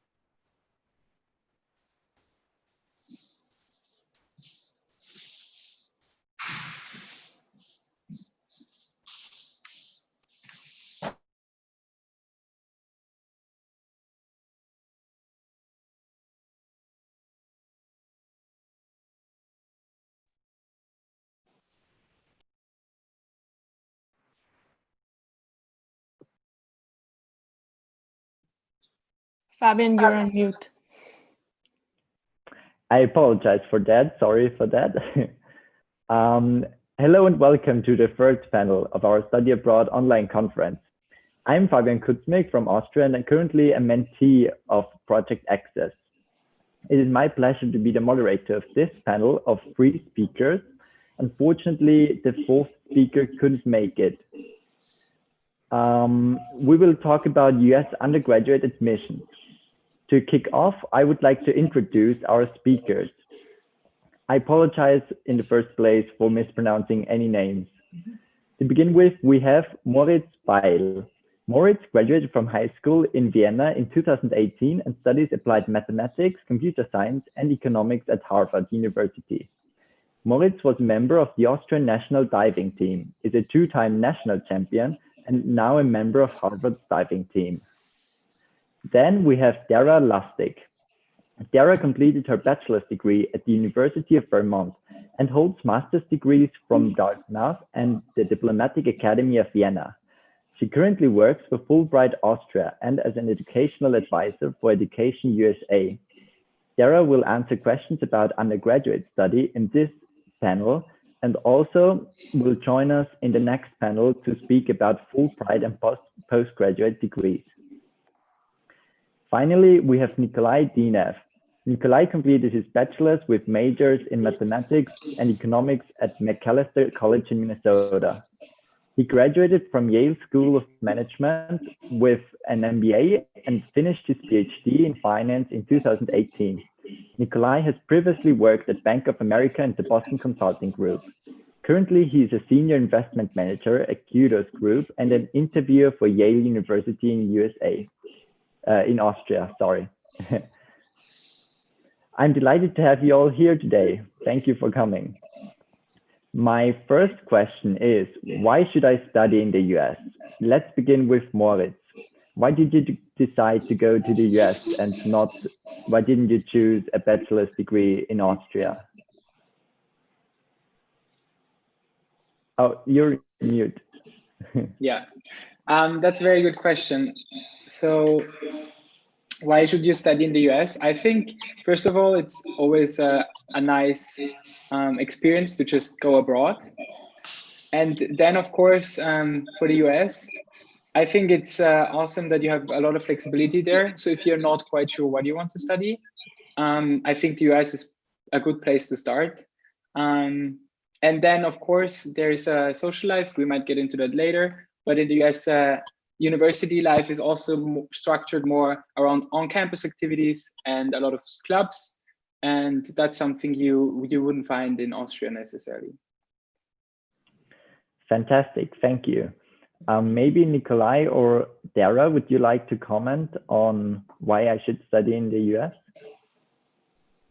I'd love to jump in and just kind of echo what Moritz said so well. In the United States, the undergraduate institutions are known for implementing a liberal arts education in which you do have to take a minimum number of courses in 7 or 8 different subjects to get your degree, majoring and or minoring in subjects of interest to you. So in this way, you become familiar with many different subjects while having the opportunity to excel or to deepen your interest in whatever it is that really inspires you. And one of the wonderful things about having to take so many random courses that you may not have taken on your own is that you might discover a passion or an interest that you didn't know that you had. And I think that can be a really wonderful way to discover learning by doing. Definitely, yeah, that sounds great. Nikolay? It's actually funny that I'm answering this question because I've heard the answer that Moritz had when I asked him this very question when I was interviewing him for Yale. So that's kind of an interesting redo of this. I'll echo a lot of what was already said before me. So it's this ability to be a jack of all trades and sort of follow your interests. I mean, I know that some people finish high school and know exactly what they want to study, but the US system allows you to actually discover what you want to do in higher education while you're doing it. So in Europe, you see a lot of people who start studying one thing, say law or medicine, and then a year or two into it, they decide, they realize that that's not what they want to do, and they sort of have to stop their studies and start something from ground zero. In the States, it's possible to sort of go along and make it up as you go along, and I think this freedom of choice is very important. Thank you. Yeah. Now that we know the benefits of studying in the US, how can I actually make this possible? So Darrah, what does the undergraduate admissions process for universities in the US look like? So I think that it can be a very difficult process or a confusing process if you're not familiar with it, because in Austria, it's actually quite easy in comparison to enroll in university. Usually you do have to submit what is called, generally speaking, a common application, so basic application information, as well as a personal statement, and oftentimes also a motivational statement, as well as your transcripts and grades and letters of recommendation. So it's a whole kind of package that you have to deliver, and it does actually cost something as well to apply to these universities and have the admissions committees review your application. So one should be quite strategic in developing the application, choosing the university, finishing it, refining it, and then delivering it. And here I would like to plug EducationUSA. As I said, this can be a quite confusing and complex process if you're not familiar with it. So EducationUSA Austria is here to help and guide students in navigating this process. I know that Project Access also does this as well, but I think that we complement each other with these services. And one tool that also advisees of Project Access are welcome to use is the EducationUSA website, educationusa.state.gov, which actually tries to break down this very confusing process into 5 easy steps that you can complete on your own with virtual guidance. Perfect. Thank you for this answer. Nikolay, would you continue with some tips and tricks for my application? Are there any common do's or don'ts? Sure. Please call me Nick, by the way. Nikolay is what my mom calls me when I've done something bad. All right. Sure, do's and don'ts. I mean, I think generally you should try to make sure that a clear passion or two come across. I think what's a common mistake, at least that I've seen from friends who are applying or were applying, I mean, I'm a little removed from my own college application at this point, is people try to be all things to all people. And I think that's a big mistake. I think people should, you know, just like Moritz with diving, you know, talk about your singular passion. maybe have a couple more, but don't try to have 15 different passions because you can't possibly do them at a deep and serious level. So that would be my one highlight. Mm-hmm. And do you recommend any specific extracurricular activities or something that will help someone definitely to get accepted? Sure, whatever makes them tick, right? I mean, it's about the personal passion of, if you sent me diving, and sorry that I'm beating the same dead horse, but like, I would suck at it. I won't be happy doing it. It's about being able to talk about something, during the interview process with a special glint in your eye, something that you really, really care about, rather than, trying to adopt someone's passion. I mean, a friend of mine who will remain nameless put on her CV that she played chess when she doesn't, because she thought that was going to impress people. And I think that is the wrong way to go about this, because she didn't really care about it. Now, if you're a person who really cares about chess, I think it totally has a place there. Does that sort of make sense, Fabian? Yeah, that definitely makes sense. Thank you. May I jump in really quickly to echo something that you just said? I think that what really comes through in an application is authenticity. And there is one unique application material that students have the chance to design themselves, which is the personal statement. And that should truly be your own voice, because it is your only true opportunity to represent yourself accurately. If you have a transcript, if you have test results, if you have letters of recommendation, these are other people and numbers that are speaking about you. So you need to use the opportunity that you have to communicate about yourself, not only authentically, but hopefully if you are doing it authentically, also passionately. This does come across in materials. And I can say that having also been an admissions officer previously, it's very clear when somebody is writing what they think you want to hear. Thank you. That's definitely useful for many in our audience. Moritz, have you known all these tips and tricks before your application, or how would you comment on that? I've definitely heard some of these tips before I applied, but I can only echo them to all of the people out there who think about applying, especially the point about being authentic, especially because you have to think about the fact that admissions officers probably look at thousands of applications, and they will just see right through it if you make up something or try to be someone you're not. So yeah, really let your personality shine, I guess, and show them who you are with the essays. Thank you. This also leads us to an interesting question from one viewer. How can I finance my undergraduate degree in the US, and if I'm an athlete, does this increase my chances to get a scholarship? Maybe Darrah, could you comment on this? So I'll be honest, I'm really curious to see what Moritz might have to say about this. I wasn't aware that he was a diver, but I'm curious what his experience has been. I will say that there is a process for student athletes to apply to Division 1, 2, or 3 schools. Only at the Division 1 and 2 level are student athletes eligible for funding. But many universities are interested in having student athletes also at the club level. So there are opportunities for scholarships specifically for athletes. There are also scholarships that are merit-based, depending on your grades, for example, and also need-based, so depending on your financial situation. So there are many different types of scholarships or financial aid, and oftentimes applying for these kinds of aids happen at the same time that one applies to the university. So there may be a supplemental form that you also have to fill out, or information that you have to provide in order to provide evidence of your need, if it is, for example, a need-based financial aid that you are seeking.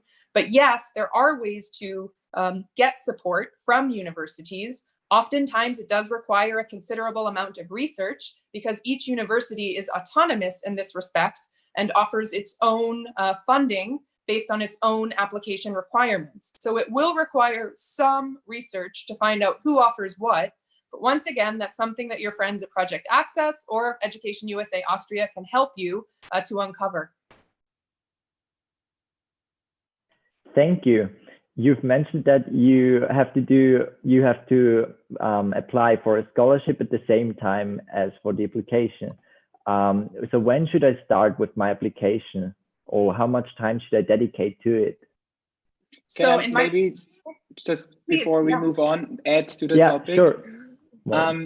So what Darrah said is definitely right. At Ivy League schools, they don't have athletic scholarships, but most of them are indeed need blind, meaning they provide a lot of money to students who need that to support themselves to study in the US. And there are actually just a handful of institutions which are truly need blind also for international students, but many schools provide some sort of funding. So it really depends what school you're looking at, and definitely look closer into that. And then also there is a website called grants.at, which is a list, basically lists all the scholarships that are available in Austria. Unfortunately, there's not too much for US universities, but it's definitely a resource that I can recommend. Thank you. Now to Darrah about when I should start.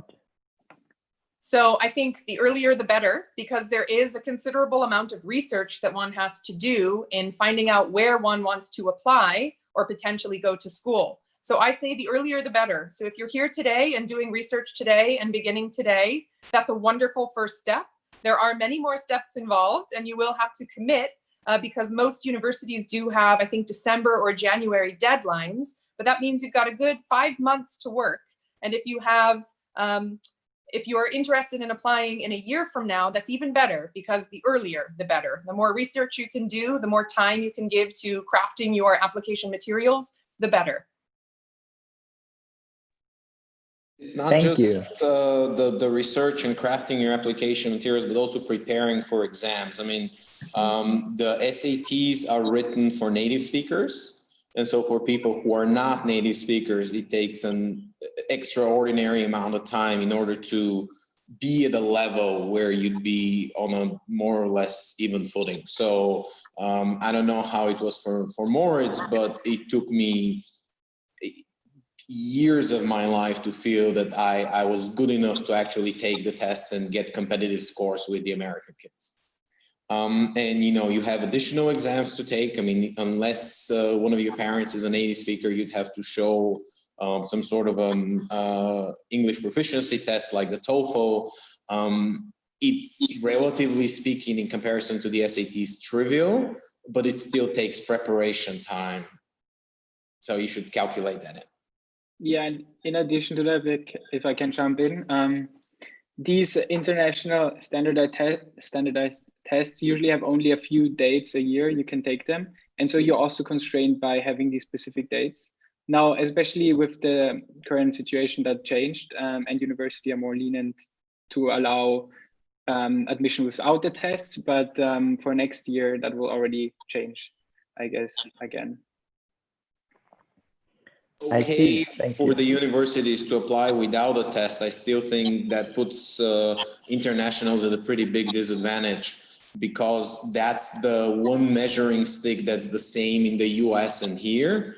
And, you know, US institutions don't necessarily know your high school and, you know, the meaning of those grades. Okay. What would the typical timeline look like? Moritz, how was it for you? You are now at Harvard, but also got an interview by Yale, by Nikki. And how was it for you? When did you do what to have a grasp on what timeline? Yeah, I started thinking about applying relatively early, but then postponed kind of everything and started too late, unfortunately. So I can just echo the tip to just start early, actually. So I did all the testing alongside with the Matura, actually, so the final exams in Austria. And then that was in May. And then the application was due 1st of January. And And luckily, after I finished Matura, I didn't have too much stuff going on, so I could focus on writing essays and getting all, because it's not just essays, standardized tests. As an international student, you most likely also have to translate documents and get a bunch of stuff together. And then also they ask for a lot of personal information. So it does take a lot of time. So May, I took the standardized tests. Then in September, I took some more, the TOEFL and the SAT subject tests. And then I submitted my application around December or even January 1st. And then after that, you're pretty much done. There's another part, a financial aid application if you're also asking for funds. And that's due a little later, usually a month later. And then after that, you have interviews, which are relatively chilled though. Okay, thank you.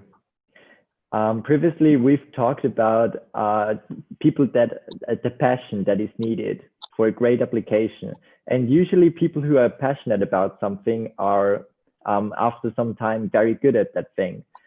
And what chances do people have without extraordinary academic performances? Or is there something they can do to make up for it? Nikki, would you like to answer this question? So, I mean, that special thing can be a lot of things. I mean, it could be a sports activity, like it was for Moritz. It could be an academic activity, like it is probably for the majority of people.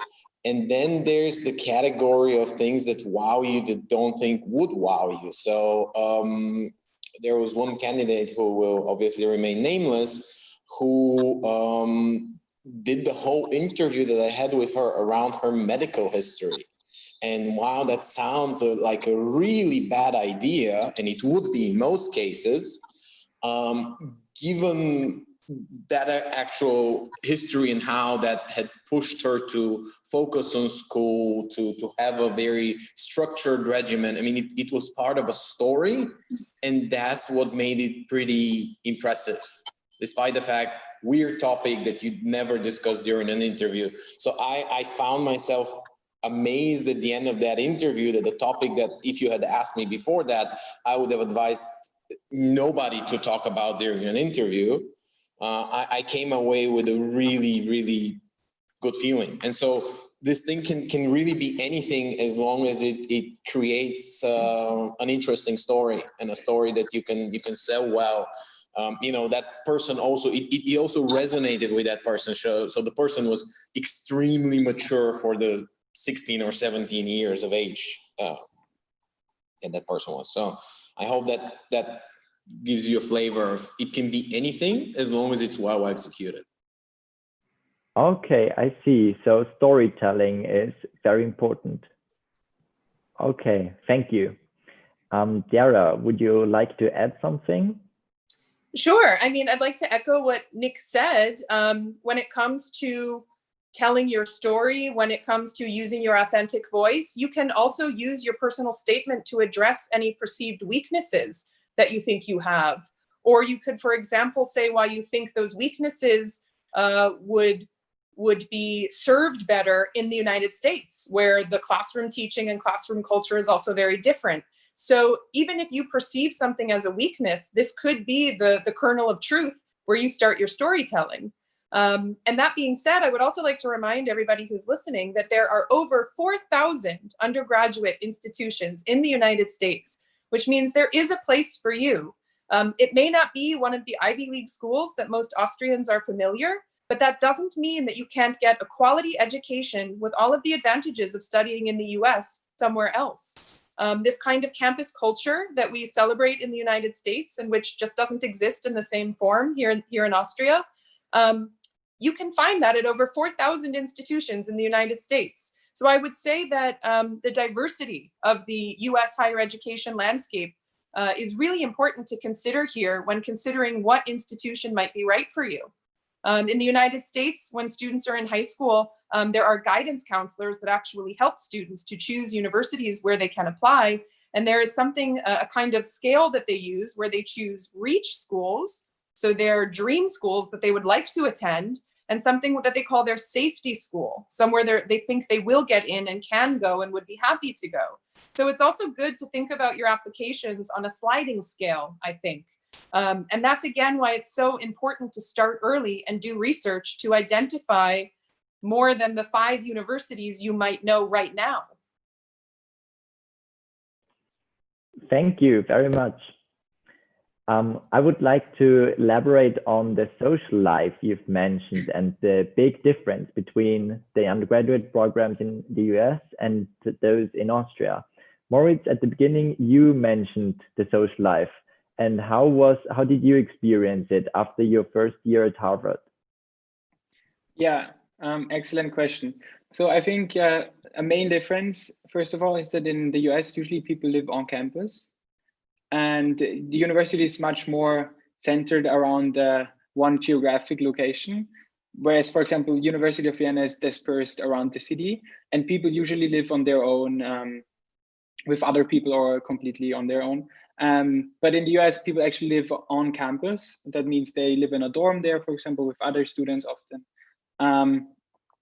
And that just creates more of a cohesive community, I think. And then also, there are a lot of, also similar to what they have in the UK, but in the US, they have a lot of these clubs, extracurriculars for every kind of topic. Really, at Harvard, I think they have over 600 clubs, which is absolutely crazy if you think about it. So whether it's debating Model United Nations, there's a club for people who are like interested in computer science, for design. There's a club, Engineering Without Borders. So there's something for everyone, I think, and that creates kind of this environment where you study, but then also you are also in a club where you share passions outside of your academic interests, or maybe even related to your academic interests with other people. Interesting. Very, very cool, definitely. Finally, I would like to talk about the pandemic, which has been the defining feature of the last couple of months, and also how has it been for you, Moritz, studying at Harvard? How have your studies been impacted by the pandemic? So we had to move out in early March, and after that I went back to Vienna, and ever since I'm here, and took my classes completely remote. And that definitely changed a lot of things. So first of all, a pro, maybe it eliminates many efficiencies, like going to classrooms in between, like all of these ways. But then also you're losing out on the conversations you have with people, going from one classroom to another shortly before a lecture starts, or even after lecture ends and you go to the professor. There's less of this, I guess, flexibility and spontaneity, I guess. Yeah, that's really the main point, I would say. Yeah. All right, thank you. And has Harvard, your university, already committed to some lasting changes because of the pandemic? I think lasting changes, not really. They're supposed to come out with their decision on how they proceed with next fall today. So we're all waiting for that. But besides that, although they have said that everything will be remotely taught next semester, and I guess the only decision to be made is if we are able to come back to live on campus. Oh, okay. Nikolay and Darrah, I have one last question for you both. One question that recently came in from our audience is it possible to get a chance in the application process, even if the recent grades aren't that well? Maybe some students, because of the pandemic, they have been hit hard by the pandemic, and they have not been able to achieve the grades they usually plan to achieve. How does this affect the application process? Would you like, Nikki? Yeah. Ladies first, let me. So I will continue on a common theme and say that once again, this is, I think, very good fodder for a convincing personal statement. to address what I earlier identified as a perceived weakness, which doesn't have to be a weakness at all. But I would also say that I do believe that there are many universities and admissions offices and humans within those offices that understand that this is a completely unprecedented challenge and will be reading admissions documents a little bit differently. As Nick already noted, some universities are already waiving the SAT because they realize that preparing for the test, financing the test, and even physically taking it is no longer possible in these conditions. So we're hoping for the humanity to shine through in our admissions offices, which we already see is happening. And once again, using your authentic voice to address your life, your situation, your hopes, your dreams authentically in your personal statement. Yeah, I mean, it's my belief that anything you can reasonably explain away, reasonable people will listen to you. And, you know, if your grade point average went from having straight A's to having only D's, and the story is, well, COVID happened, that's not particularly convincing. But if you have a story of you getting sick yourself or a relative getting sick, like if there is a story that makes sense, I think that's much easier to sell, right? That makes sense, yeah. So now to wrap up, thank you all very much for joining us today. It has been a pleasure, and thank you also for your insights on the application process. So now I would like to remind everybody in the audience that we would very much love you to welcome you in our boot camp on the first weekend of August.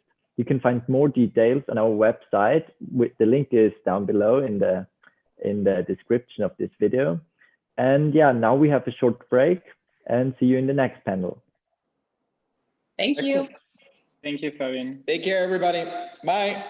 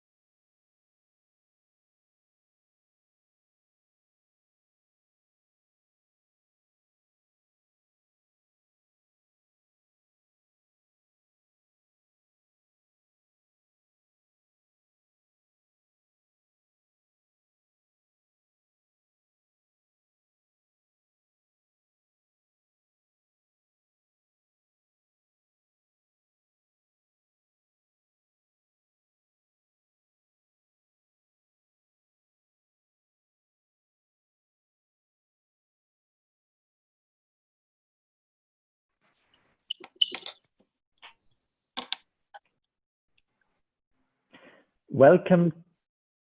Oh yeah, welcome to the fourth panel and last panel of this Study Abroad Online conference. For our new guests, I'm Fabian Kutzmik from Austria, and I'm currently a mentee of Project Access. I'm very delighted to be moderating this outstanding panel of now 5 panelists.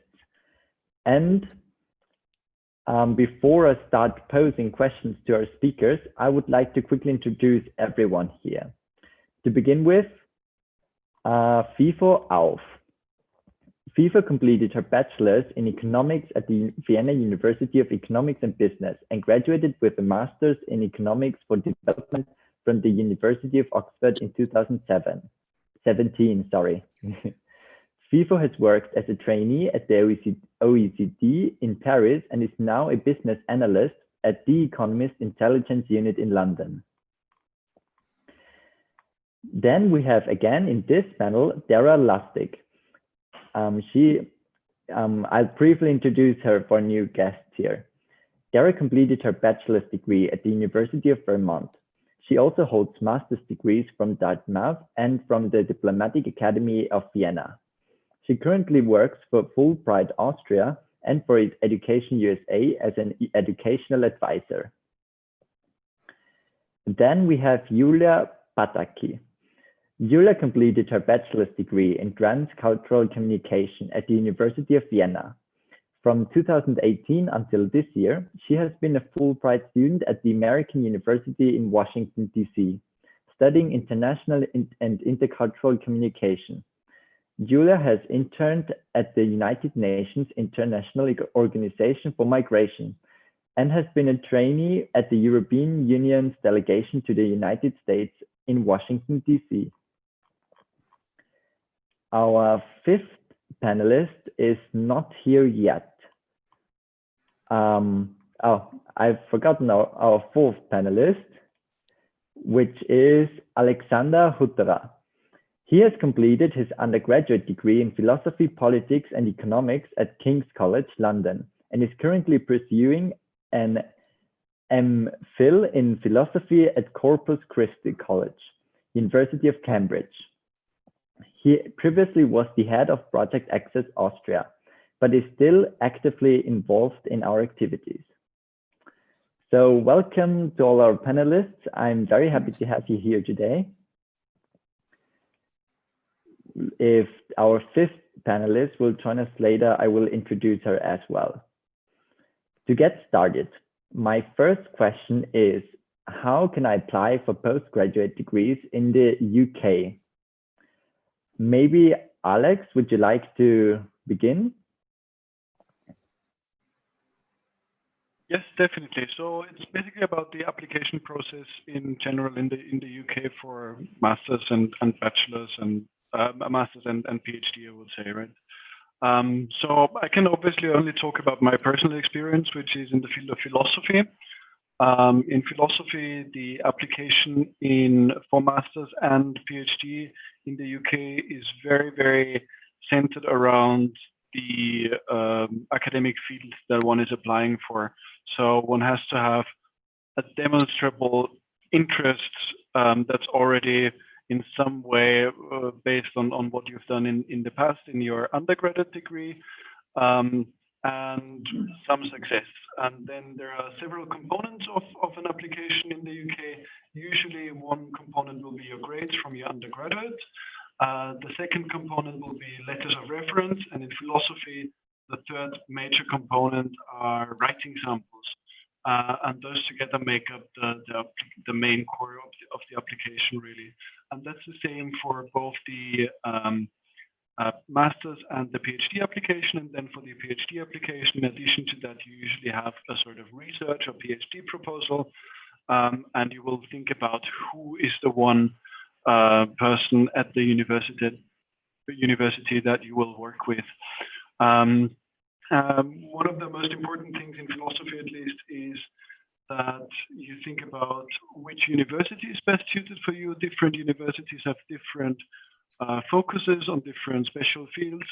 They have different people working in different subject fields, sort of special areas, and especially for research-based degrees like your PhD, it's very important to think about who is that one person or who are the 3 people that you can be working with to develop your interest and your special things that you want to specialize on in the future. Yeah.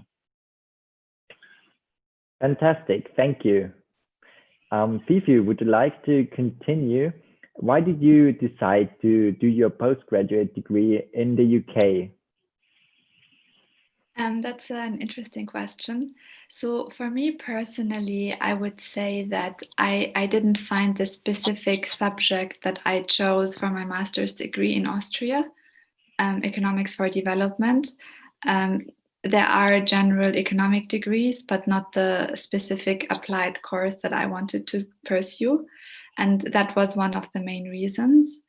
But there's of course other reasons as well. I mean, I've done my bachelor's degree in Vienna, and I think other people who've also done that will also agree that it's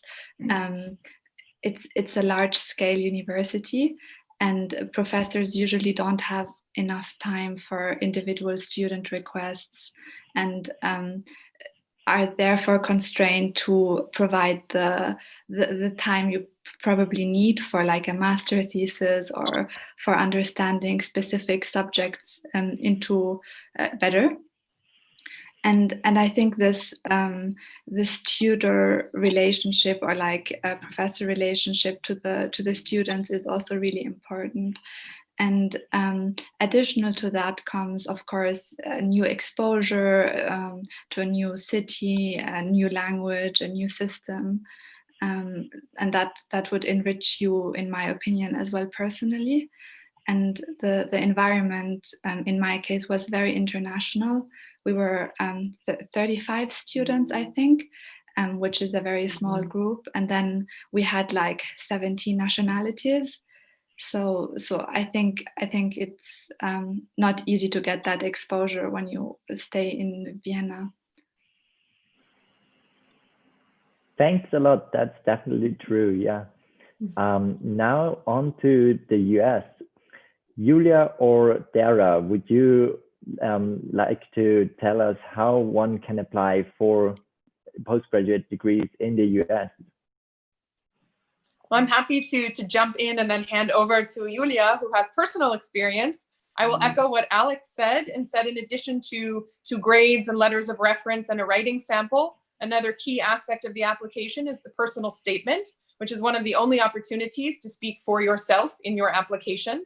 And additionally, testing. So if you are not a native English speaker or do not have, or you have not previously completed an education in the English language, you will likely have to submit an English language test like the TOEFL, and you will likely also have to take the GRE, which is the Graduate Record Examination, which is one of these kind of standardized testing instruments that the US uses to sort of compare candidates across all scales with this one element. So that also requires preparation, also requires a lot of time and also money. So these elements all together contribute to the actual application process. And that being said, Julia, do you want to tell us about your experience applying? Of course, I'd be happy to. Thank you so much. So basically, just kind of adding on to what Darrah just said, specifically, if you're interested in applying for a Fulbright scholarship, there will be a personal interview that you will have to go through after submitting your written application, which includes all the elements that Darrah just pointed out, and you'll also have to fill out an application form. And once you kind of are through this, have gone through this step, then you move on to the interview phase, where you'll have to go through an interview.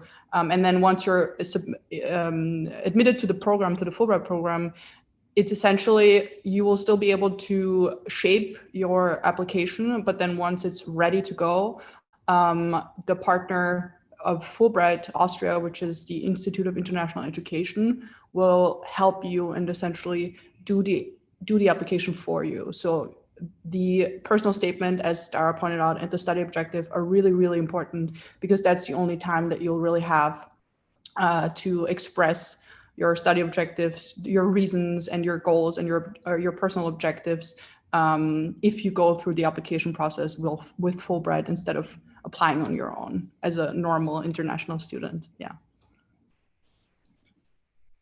All right, thank you very much. We have one question that recently came in. How did you manage to get references? Maybe to Yulia, Fifo, or Alex? Because the person who posed this question said, at my uni, there are no professors that know me by name, and it's a very big university. How did you manage that?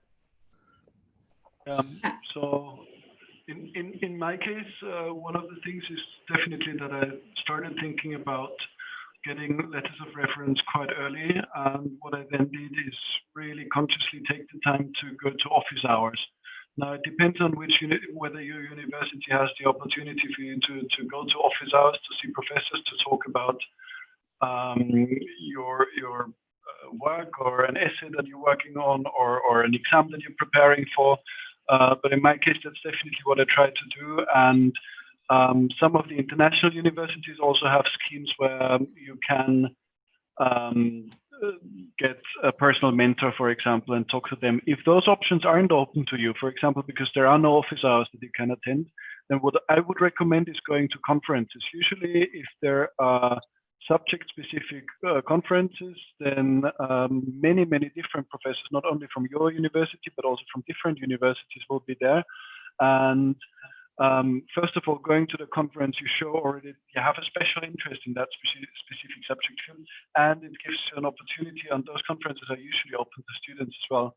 It gives you an opportunity to have an informal chat over coffee or maybe dinner with people who work in the field who are academics, and maybe you get a reference even for someone who's not at your university, which might add special value for a third or second reference, maybe. May I add something to that? So these are all really good points. And I think the only thing I would add to that is something that I've done in my case, because it's also a very big university. And so I think the most important thing is to choose a professor where you did really well in his subject. And then if you write a very nice email, saying that you're sorry to take much of his time and that it's not mainstream to do that in this university, but you would really appreciate it. And even writing this letter yourself and asking him whether he agrees or not, and he should be flexible to change it, but just giving him the structure or like adding some information about yourself that the professor doesn't even know because he doesn't really know you might also be very helpful. And less work as well for the professor. And I can also add on to here, maybe another point is if you've done an exchange semester abroad in your bachelor's degree, like if you've done Erasmus, for example, it might also be, you've already had to go through that process there. So you can maybe think about going back to professors from that time, or contacting them again and seeing whether that's an opportunity. And most likely that's not the most usual case, but sometimes professional experience, like letters of recommendation from professional experiences are also accepted. So if you've done a really great internship somewhere, I think that might also be an idea to at least look into that possibility.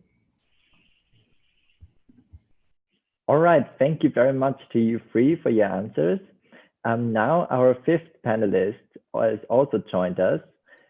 She's Dr. Angela Breitenbach, and I'll quickly introduce her for our audience. Dr. Angela Breitenbach completed her undergraduate degree in philosophy and her master's in history and philosophy of science at the University of Cambridge. She holds a PhD in philosophy from Humboldt University in Berlin and has received numerous academic awards, including a Gates Cambridge Scholarship and the Humboldt Prize for her outstanding doctoral dissertation. Dr. Breitenbach is a fellow of King's College, Cambridge, and the director of graduate admissions at the Faculty of Philosophy at the University of Cambridge. Thank you for joining us. We have been talking broadly about the application process, for the UK and the US. And now I would like to ask a question to you to begin. How important, a question that has come in from our audience, how important are grades? Are grades really everything, or are there extracurricular activities? How do you see this? Yeah, thanks for the question, and sorry for joining in later. So the grades are important, especially if you're applying to a competitive degree. They're not everything, so other things are important too, but grades are important. So the other two things that I'd say are most important are writing samples and reference letters. So in my department, we take writing samples very seriously. I would say that's perhaps one of the most important aspects of an application, and we read them very carefully. So if you're asked to submit writing samples, don't think that's just a formality. We actually look at them quite carefully. Yeah, grades also play a role. So I wouldn't say that sort of the better the grades are, the more likely you are to be accepted to a course, onto a course, but rather that sort of we're expected a certain standard as the minimum, and then above that the other criteria play a more important role, but they are important. All right, thank you very much. Now I have a question for Darrah. Is it true that many US universities apply a quota system for their international applicants? For example, a maximum of 1 or 2 students from Austria per year. If so, do you have any tips for overcoming this? So thank you for the question. I myself am not familiar with this. And I can say from my experience now as a Fulbright Austria program officer, we see many students applying and being admitted to and then enrolling at the same universities. So if there are quotas, I'm not sure that they're as small as 1 to 2 students. I think that universities are looking for the best fit. So I'd like to echo what our last panelist said. It's not just about grades, particularly at the graduate level. You are joining an intimate group of scholars in a specific field who all want to excel and excel ideally together. So it's really a full package. And at the graduate level, there's often an interview also involved, because you will be working closely together toward academic goals. You will be contributing directly to a department, directly to a university. And oftentimes at the graduate level, there's also funding involved. So you are being selected to be the cream of the crop, so to say, and to contribute very strongly to a quite small group.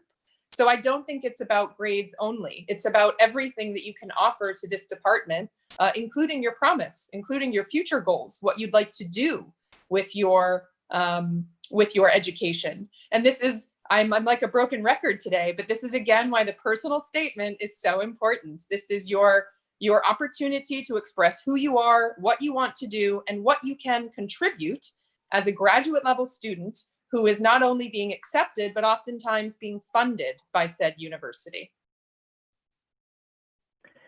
Thank you very much for this useful advice.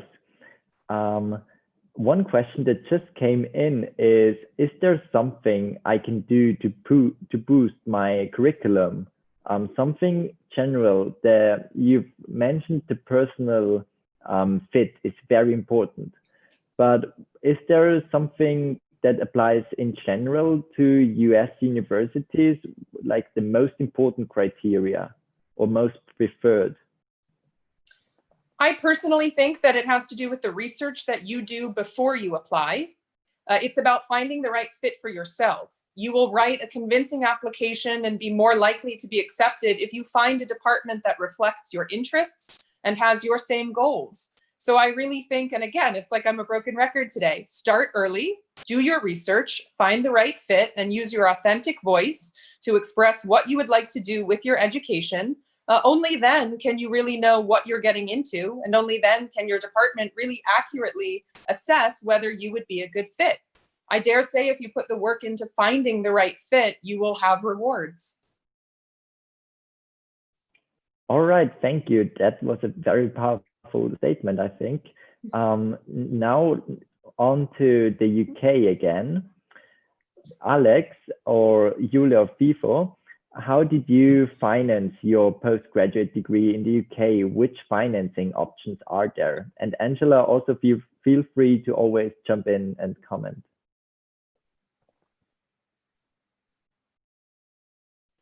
Maybe let's start with Fifo and Alex about the UK. Yeah, Fifo, how did? Yeah, so I mean, I have to say I was very lucky that I was able to finance it privately through my parents. But apart from that, Austria also does scholarships for merit-based scholarships, which I also received, but they don't account for the whole degree. And yeah, that was for me. All right, thank you. My perspective, I was lucky to receive a scholarship this last year in Cambridge, and for the masters it's sometimes difficult because there is very, very limited funding for master's degrees. But I think it's worth thinking about different financing options for a master's, because typically masters in the UK are only 1 year as opposed to 2 years. There are 2 years master's degrees in the UK as well. But for 1 year, it's a sort of a smaller amount to invest.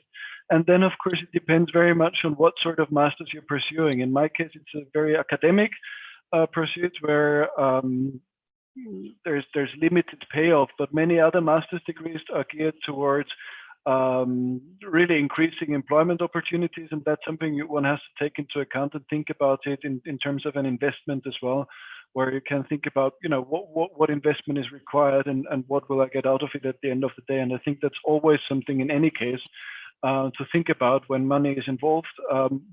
What are the opportunity costs of not doing it? What are the opportunity costs of doing it? And then if you do it, what sort of investment is required? And there are different ways of financing it. And from what we've heard in some of the past panels is also that even if Student Finance England might not be available anymore for European students, there might still be other options of financing with student loans maybe in the future. So I think that's something to look into, especially for degrees that might expect a certain payoff afterwards in terms of employment opportunities, for example.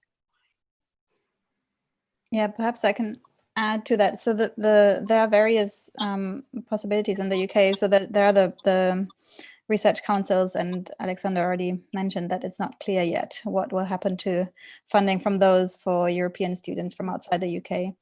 But there are foundations that will still be accessible. There are also independent societies that students can apply for in some cases. So just to mention an example, the British Society for Aesthetics, for instance, gives out scholarships to students who want to work on aesthetics. And someone, I mean, I would suggest that students look into those other possibilities that are usually some that aren't administered through the university directly, but that the student has to apply for themselves. So there are various possibilities, and most of them, so the ones that I mentioned, apart from the independent societies, are administered through the university. So usually you'd apply to those at the time of applying to the university for a position on the course. Thank you. We have received a number of additional questions about Fulbright, including specific statistics about certain programs. But given our time constraints, we have 4 minutes left. We unfortunately won't be able to go into further detail or really further. And we therefore ask you to look for events by Fulbright Austria or to follow up with Darrah directly. And yes, Darrah, please. are there any upcoming events? Would you like to use this to boost some of your events? or to? So I would love to be able to use this opportunity to boost our events, but due to the pandemic, we are not currently hosting any events, nor are we planning on hosting any events in the near future. Instead, I would like to invite all of you with questions to please follow us on social media, particularly Facebook, Instagram, LinkedIn, and Twitter. And if you have any questions, you're welcome to visit our website. Just Google Fulbright Austria or visit fulbright.at. You can find my contact information there, or you're welcome to private message me on Facebook or DM me on Instagram. I will be happy to answer all of your questions at a later date. Thank you very much. I have one broad question to Julia. How did you perceive what does Fulbright Austria look for in their applicants? What are the most important criteria? And maybe also Darrah later can comment on that. Yeah, I'd be happy to answer that question. So from my personal experience, I think that looking at the Fulbright mission, so what is the Fulbright organization? What is their goal, right? So the goal is to promote mutual understanding between Austria and the US in whatever field or form that looks like. So asking yourself, how can you contribute to that goal, or what are your interests in contributing to that goal is extremely important in my opinion. And making sure that your goals and your objectives and your study objectives in the US then also contribute to these goals. I think that, you know, Fulbright Austria isn't just looking for people who just happen to want to study in the US. It's also important to really, or at least for me, it was extremely important to really identify with that goal and to really live that mission, because as a Fulbright student, you're also an ambassador abroad. You're representing your country, you're representing Austria abroad. And once you come into the US, everybody knows what the Fulbright program is, and there will always be Fulbrighters everywhere you go. So I think that's extremely important if you would like to apply for Fulbright. Yeah. Thank you. And Darrah, is it more likely to get accepted to US universities if you are a Fulbright scholar? So I do have statistics that I can share on that. They were reported by our partner in the United States that Julia also already mentioned. That's the Institute of International Education. In 2016 or 2017, I apologize, I can't remember, they released statistics that noted that applicants who applied through the Fulbright program had a 27% higher chance of being accepted to the universities that they applied to. So that's quite a high margin, yes. Oh yeah, definitely. Thank you for your statistics. And also, what do you think are the most important criteria to get selected, in your opinion? So I think that Julia just gave the absolute perfect response, and I will simply echo that by saying mutual understanding really is the bread and butter of the Fulbright program. This is what we seek to promote. This is what we seek to celebrate. So in that sense, something that we're looking for is a real urgency or need to complete your studies in the United States. And then on the flip side of that equation, we'd also like to know what you expect to bring back to Austria. What do you expect to do in Austria with the education you receive in the United States? And how do you expect to give back or contribute to Austrian society in a bigger and better way? Thank you. That's a great note to end on. Now we have 30 minutes. And finally, I would like to thank all our panelists. Thank you for joining us today. And also thanks to our audience for tuning in today. And I hope it has been as interesting for you as for me personally. Now, Clara will end this online conference with a small final statement.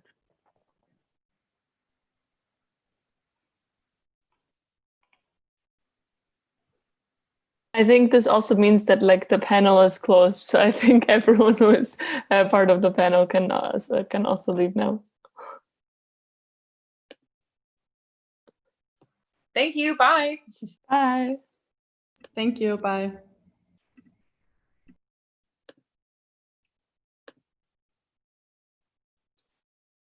Okay, so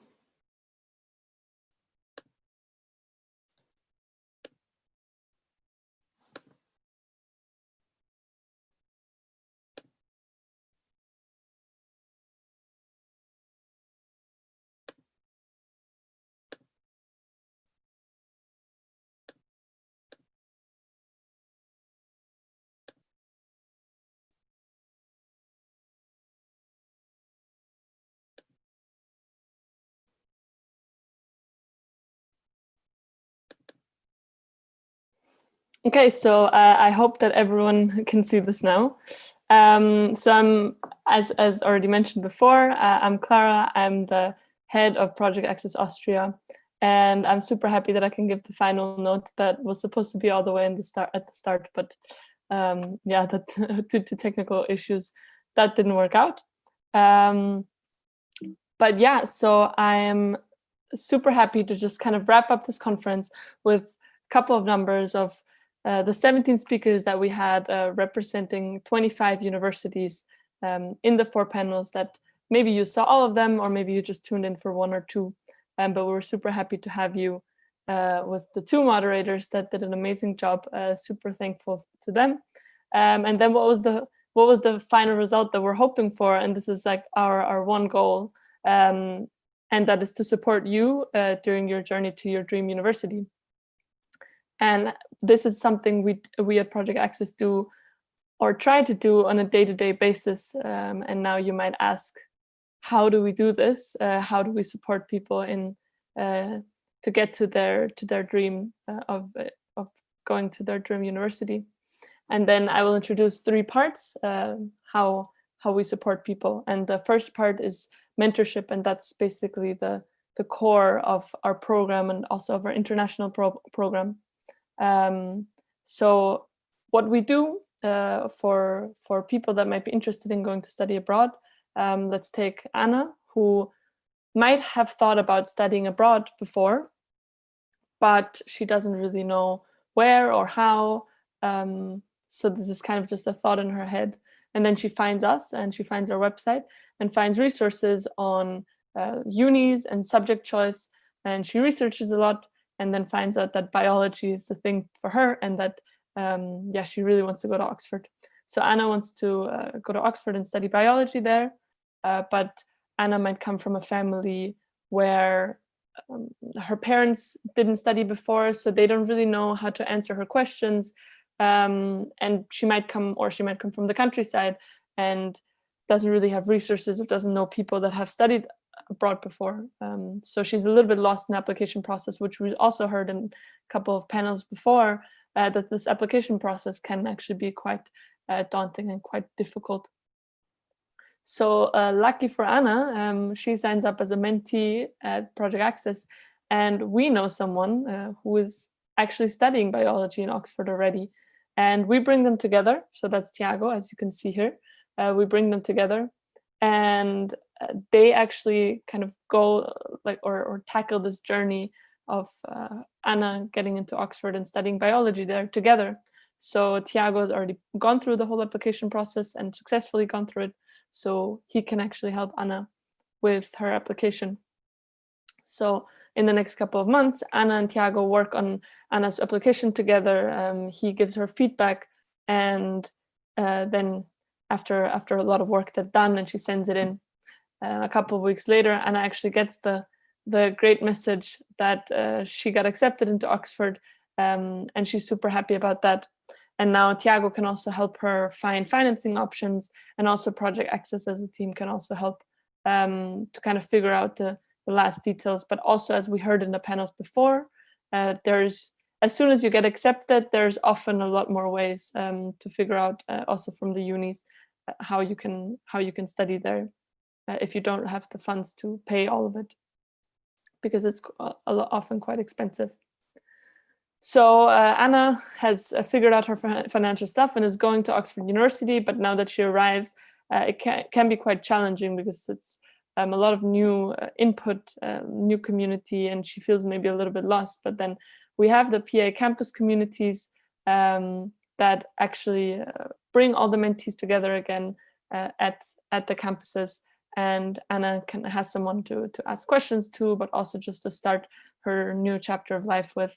Yeah, and then hopefully Anna's super excited about Project Access, and hopefully joins as a mentor, or even joins the PA team on the long run. So this is our mentorship system. The second part, this mentorship system, maybe that's good to note, is now available for all students. Before, it was only available for students where we also had a country team there. But now recently we've opened it up to everyone, and we've started programs and classes and cohorts, and it's super exciting. So definitely check this out. So it's on the Project Access website, and it doesn't take very long to sign up as a mentee. So I would definitely recommend you to do that. Now to the second part, which is the bootcamp, which was mentioned here and there already today. This is particularly interesting for Austrian students. So the bootcamp is happening actually in about a month, so super soon already. It's this really cool opportunity that also Fabian, one of the moderators, was part of last year. We get about 30 students together on for a weekend of skills trainings by students from actually the dream universities of the students. We have admissions officers such as Emily Tomlinson, who is also speaking today, or Nikki Dinev, or uni experts that give advice and interview training and give feedback there, which is always super helpful, and our mentees always give us a lot of good feedback on that. There's workshops with our sponsors where mentees can already get some connections to firms that might be interesting for them in the long run, and also just to skills and advice that they can give them along the way. And fourth part is also there's a community of students that are in the exact same shoes that you're in, and that can be really motivating, and you can give advice and motivate each other, which is super cool. So now you might ask, this sounds amazing, how do I get there? So as I said, this is particularly for students in Austria. So if you've just done your Matura, or if you're about to do it, or if you're doing it in 1 or 2 years, this is for you. So exactly for the bootcamp right now, we're focusing mainly on undergraduate admissions. So if you want to do your bachelor's abroad, sign up to the bootcamp. Now you might ask, okay, all of these cool things, this must be super expensive, but we're actually, as all of the things that we offer, it's completely free of charge. So you have no excuse anymore to come. So I really encourage you to apply. The deadline is the 5th of July, but we're doing rolling admissions, which means that if you apply and there's still a spot and you're fit for a program, then you will get admitted right away. So definitely just sign up right away. It just takes, I think, a couple of minutes really to sign up. So I definitely encourage you. The link should be in the description in the live stream. Exactly. So that's all I can say to the bootcamp. If you're not convinced now, I don't know what else I can convince you. And the third part is information events. And as you might realize, you already did it. You're at an information event. And we do things similar to this, or workshops or something along the year. So if you're more interested in this, definitely follow us on all different channels and keep a lookout for that. So just to kind of wrap up, we had 4 panels. The first one was about studying in different kind of countries. We had Canada, France, UK, US, Netherlands, and Switzerland. We pointed a little bit out on the differences and also financing options. So that was the first panel. Then the second panel focused only on UK undergrad admissions. We talked about Brexit and also the Corona impact, and just general admissions aspects and features, and why you really would want to study in the UK. And the same kind of goes for the US afterwards, also on interviews and the personal statement, which is super important there as well. And the final panel that you hopefully just saw was the postgraduate admissions. So if you want to do your master's or your PhD in UK or US, and yeah, we pointed out some important factors again, which might be relevant in your application, and then also talked a little bit about Fulbright or scholarships or financing options. Exactly. So if there's questions that haven't been answered yet, we will try to either answer them by writing afterwards, or maybe see if we can pick them up in one of the next information sessions that we might be doing soon. So this is also a thank you again to our 2 amazing moderators.